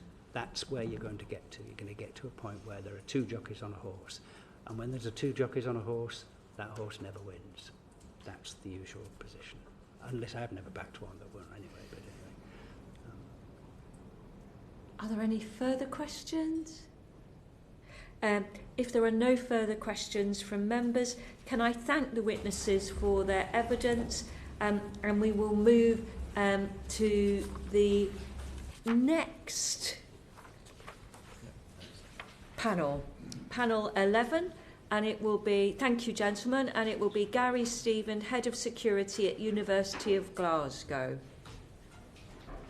Association of University Chief Security Officers. Yeah, hopefully on Zoom. Hopefully you can hear me. Yeah, we can, very clearly. Excellent. For this oral evidence session, we have until 4:50, and I would be grateful if the witness was to introduce himself for the record. Thank you. Hello, my name is Gary Stephen, and I'm representing the Association of University Chief Security Officers Executive Group. I'm also the chair of the Special Interest Group for the contest, and I represent members from the UK, Ireland, US, Australia, Europe and South Africa. Good afternoon. Good afternoon. I call the Minister. I'll leave it to others, Chair. Okay. Can I see any members of the committee who would like to ask a question? Tim Rocker. Thank you, Chair. I worked in higher education before, so I know there's quite a lot of regulators already knocking around. So I just wondered, as a starter, what your view was about the SIA being designated as the regulator as far as this legislation is concerned. Right, so for me, I'm aware that in some parts of the security industry, the SIA has a poor reputation when it comes to the enforcement of licensed premises. But for the information that's been provided to me and the creation of a separate entity within the organisation, the SIA organisation, to manage the enforcement of the new legislation is comforting.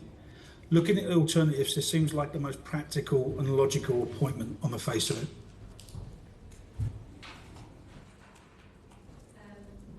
Do I have any further questions? Chris Murray. Thank you, Chair. Can I ask what your view of what this would look like in practice is? I wonder if you could give us a bit of an overview of the kind of realities this would look like on the ground for your sector and how you judge the level of compliance and compliance risk that you would be taking on board. Okay, yeah. The majority of higher education organisations will be in the enhanced tier with public protection measures. So I strongly believe that most of my peers have significant experience in dealing with counter-terrorism risk assessments and security plans, and I will be disappointed if in that planning and preparation of the events is not already a priority for most of them. However, I'm aware that not every organisation has an experienced security professional to manage the events on campus. With that in mind, we created the special interest group, the contest group, to share best practice and signpost to our members of what good looks like. Most organisations have very good relationships with local counter-terrorism security advisor, and due to specialist research being carried out on many sites, the security posture is normally good, of a good standard. So what I would be conscious of is to make sure that Vice-Chancellors and COOs are aware of their obligation under the new legislation. Any further questions? Kirith Entwistle. Thank you, Chair. I just wondered if, in your view, the bill makes it clear where the liabilities may lie between premise owners and event organisers. Yes. So for me, it's clear that the difference between being responsible for the premises, the organisation, and the event that will be the person.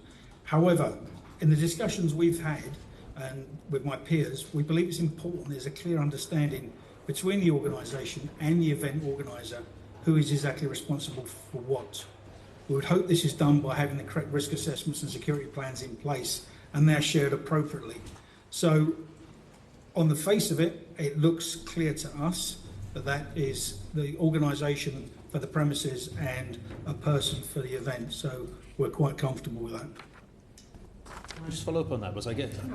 Because I guess in universities, lots of student unions run venues. Can I ask, student unions are separate but part of universities. What conversations might you have had or not had, I guess, with student union colleagues to make sure that they're aware of the legislation and its impact? Right, okay. So to give us some context around that question, so many higher education organisations are in a town and gown setting where the university is a small town in itself integrated into a busy part of a city. The challenges of having multiple buildings with thousands of staff and students and tenants who can be elite sports clubs or teams, nightclubs, which you're referring to, which is where the GU and the student union comes into it, commercial properties and theatres within the campus footprint.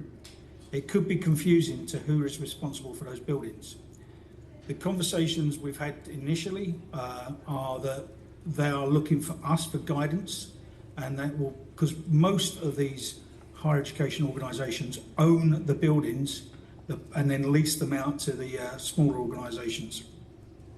So the discussions we've had with them, the more premises around our institutions that are complying with the legislation, especially the smaller hospitality venues, the more protected our students and staff will be from both in and out of the academic setting.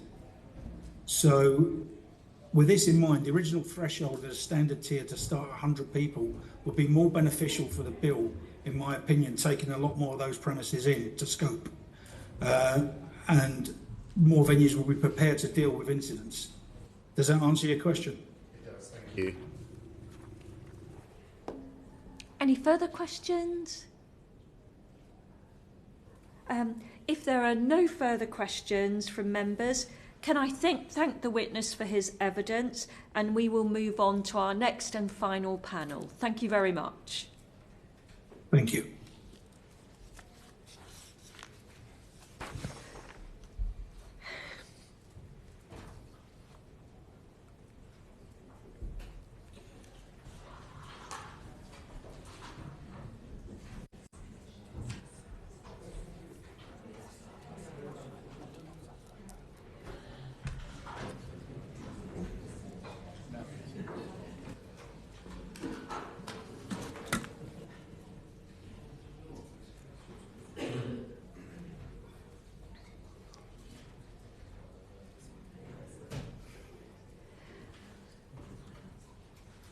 Okay, we will now hear oral evidence from the Minister.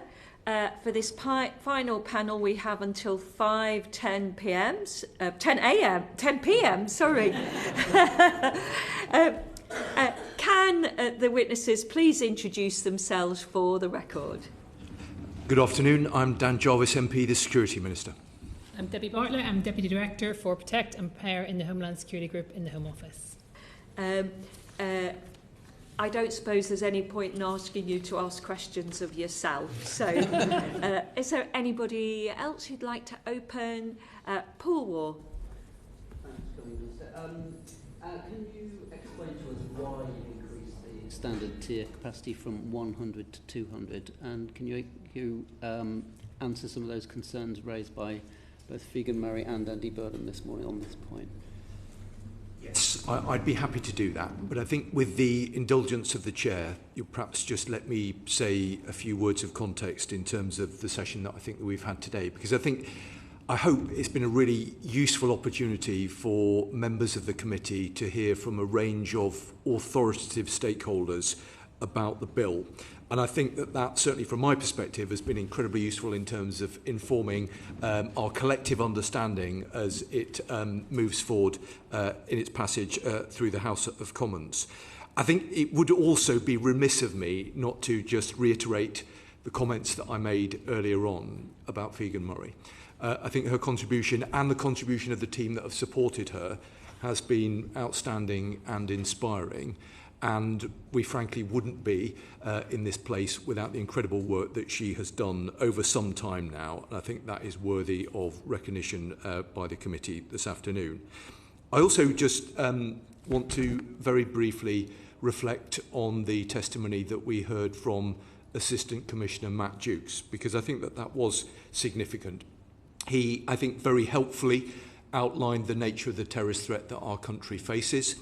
And it is reassuring to know that the analysis of him and his team is that the bill is both proportionate and effective.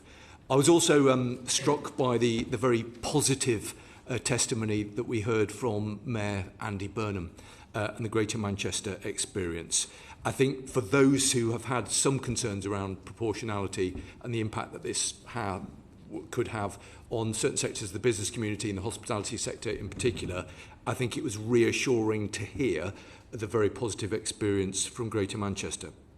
I also, before turning to the substance of your question, just to want to reiterate the importance of the cross-party support that I think that we've been able to build for this bill. This is legislation that began its life in the previous Parliament under the previous government, and there was important pre-legislative processes that took place. All of that has been incredibly helpful in terms of informing the process and making sure that the bill is as fit for purpose as it possibly can be. So I'm very grateful to all of those that went before and the contributions that they made. Turning to the substance of your question, Mr. Warren, I'll bring in Debbie in just a moment because she has dealt with the detail of this longer than I. I think at the heart of your question really is issues around proportionality. And I'm struck by the fact that we've had, I think, a useful conversation today about where the threshold of the standard tier should lie. I am quite confident that if a judgment had been taken to place that threshold in a different place, we would still have had a debate and a discussion about whether it was in the right place and whether the decision to have it perhaps at a lower level would have excluded some even smaller premises. So I think we have to be realistic about the fact that whenever you're dealing with legislation that requires a threshold, there will always be, and it's been in this sense a very constructive debate about where that particular threshold sits. I think we've got to where we've got to based on extensive consultation. So there was the pre-legislative process that took place in the previous Parliament. There have been 2 quite extensive public consultations and a very significant amount of contact with a range of different stakeholders who would be affected by the legislation. And in the end, government have to take a view about what is the most appropriate threshold, and that is what we have done.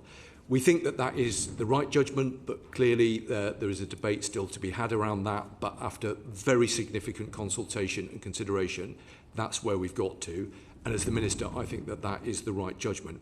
I think it's also worth making the point that there have been other changes that have been made to the legislation since the earlier iteration, not least in terms of the inclusion of the reasonably practical test, and as well as the points around reasonable expectation, which I hope goes some considerable way to reassuring that the concerns that have been expressed about the impact that the legislation would have on smaller venues and premises. Debbie, I don't know whether there's anything you want to add to any of that. You'd be welcome to do so. I think just in terms of reflecting on the change from the 100 to 200, one of the clear voices we heard through the consultation and the pre-legislative scrutiny process was around those voluntary organisations and premises, and moving from 100 to 200 threshold actually reduces coverage of those village halls from 54% at a 100 threshold to just 13% at the 200 threshold, which feels more proportionate given some of the feedback we received through the pre-legislative and the consultation process.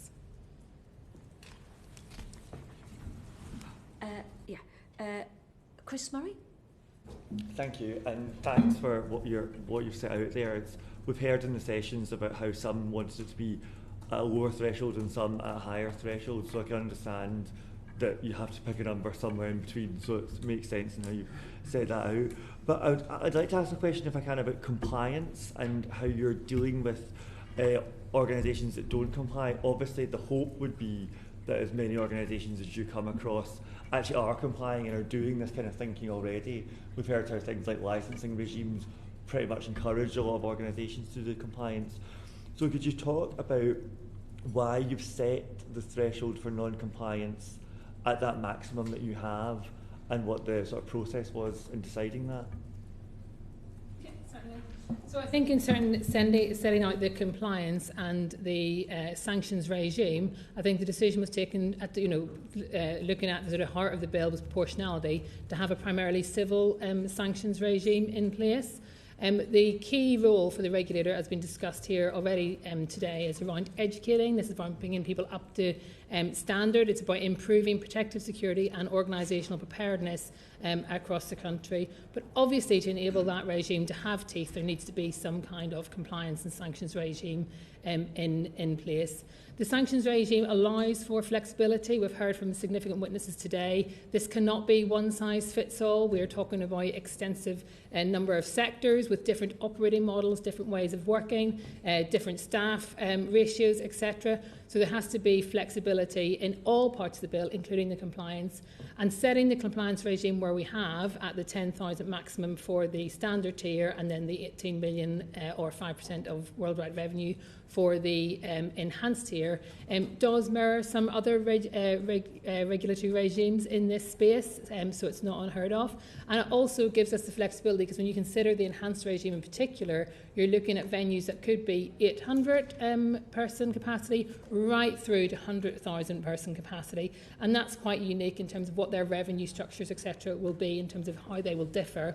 The regulator will have the ability to consider what is best when thinking about compliance and what can be imposed on a venue or on an event. And one of the things they can take into consideration is the ability of that responsible person to actually pay the revenue costs. So that will have to be considered. So it's about giving us maximum flexibility, because as I said, one of the challenges around this legislation is the uniqueness in the number of venues and the number of operating models that we're trying to consider. Kerith Entwistle. Chair. I just wanted to ask how the government is working with bodies within the scope of this bill to plan and prepare for its implementation, and will there be enough time for organisations to prepare?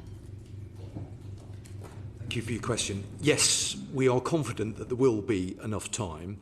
Following royal assent, we expect the implementation period to be at least 24 months.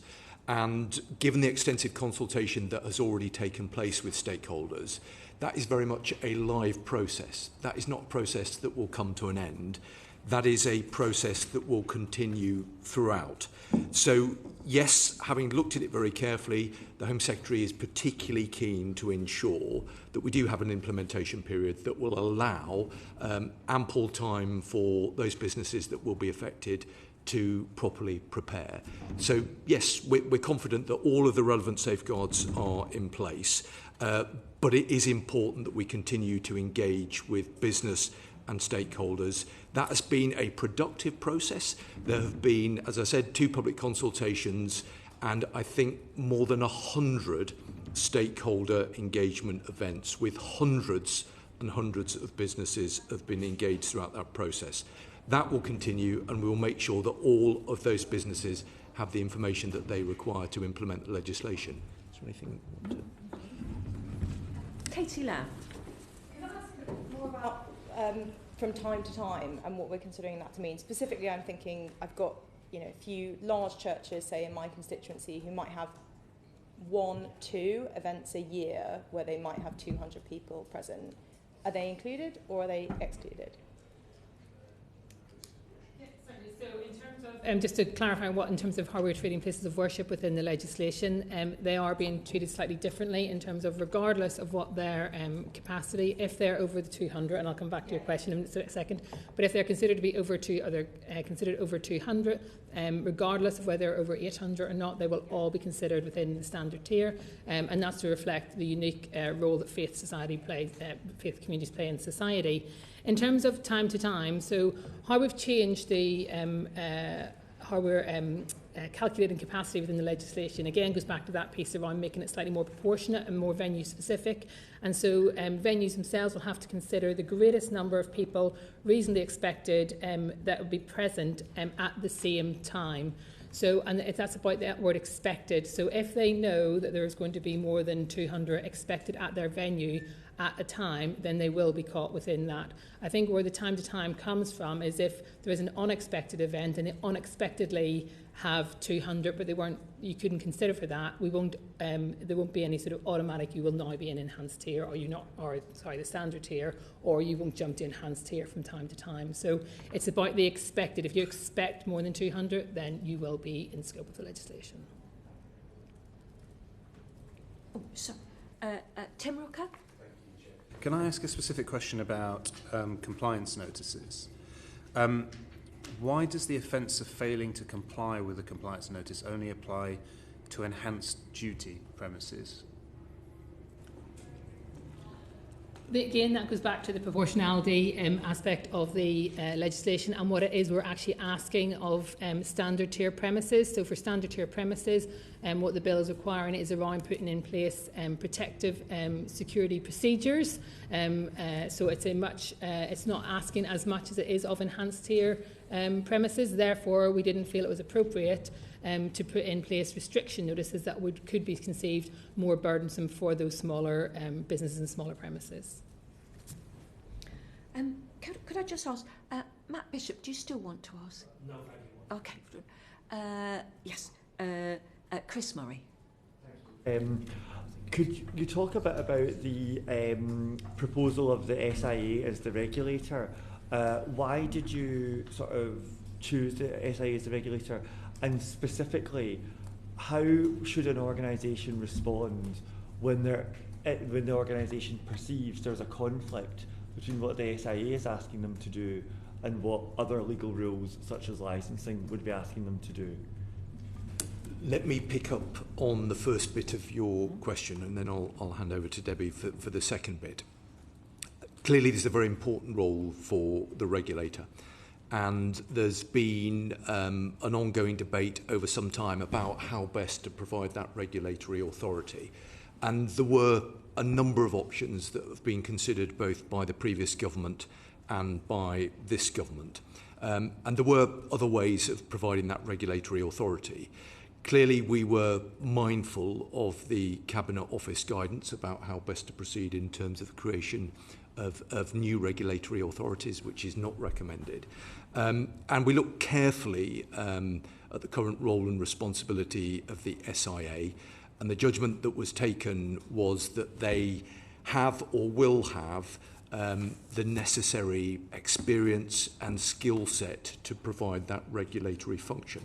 Now, this is an important role, and is an important role that ministers ultimately will be accountable to Parliament for the performance of the regulator. This is an important piece of legislation which does require that regulatory function. So we have, as ministers, clearly wanted to satisfy ourselves that that is the most appropriate solution. Clearly, we have to consider other factors as well, such as cost. And having considered all of those factors and looked clearly at the capacity and the capability within the SIA, the judgment was made that they are the most appropriate body to take on this regulatory function. But it is important to say that clearly there will be ministerial oversight over that process. Ministers will be accountable to Parliament for the performance of the regulator, and this is a crucial part of the legislation. I have to say the feedback has been largely positive about that decision. There was a period of time initially where there wasn't clarity about the regulatory functions and who would provide that particular arm's length body regulatory function.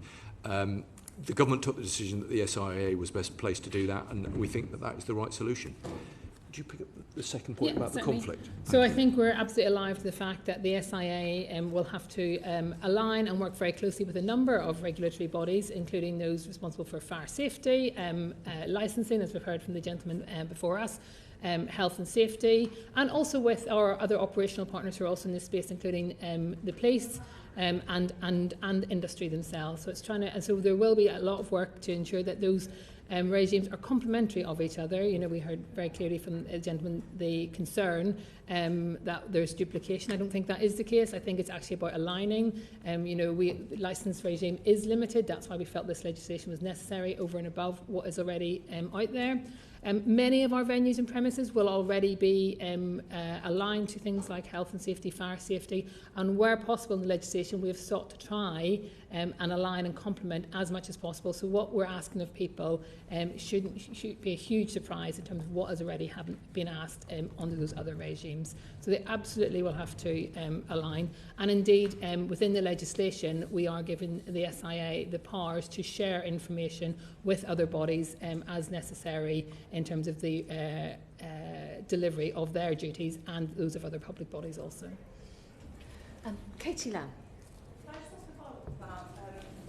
I think, if I'm understanding this correctly, that there was previously this idea of capacity and that's been changed to this idea of reasonable expectation. So could you if I ran a venue that had a capacity of 220 people, could I decide just only ever to sell 195 tickets and I'm not caught? Is that how this is going to work? You do not expect... Sorry, Minister. You go, absolutely, go for it. That is correct. So as long as you do not expect to have more than 190 individuals at your premise, then you will not be considered in scope of the standard tier.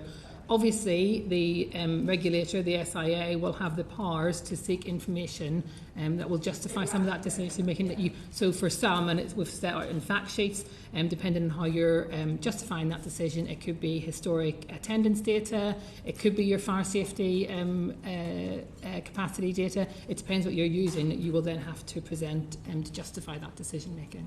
So we moved away from this sort of literal idea of size and capacity. Yeah. Yeah. Okay. Thank you. Any further questions? If there are no further questions from members, can I thank the Minister for his evidence, and can I thank Ms Bartlett for hers as well. This brings us to the end of today's session. The committee will meet again at 11:30 on Thursday to commence line-by-line consideration of the bill. I invite the Government Whip to move the amendment. I beg to move that further I beg to move that further consideration of the bill be now adjourned. The question is that the further consideration of the bill be now adjourned. As many are of that opinion, say aye. Aye. To the contrary, no. I think the ayes have it. The ayes have it. Order, order.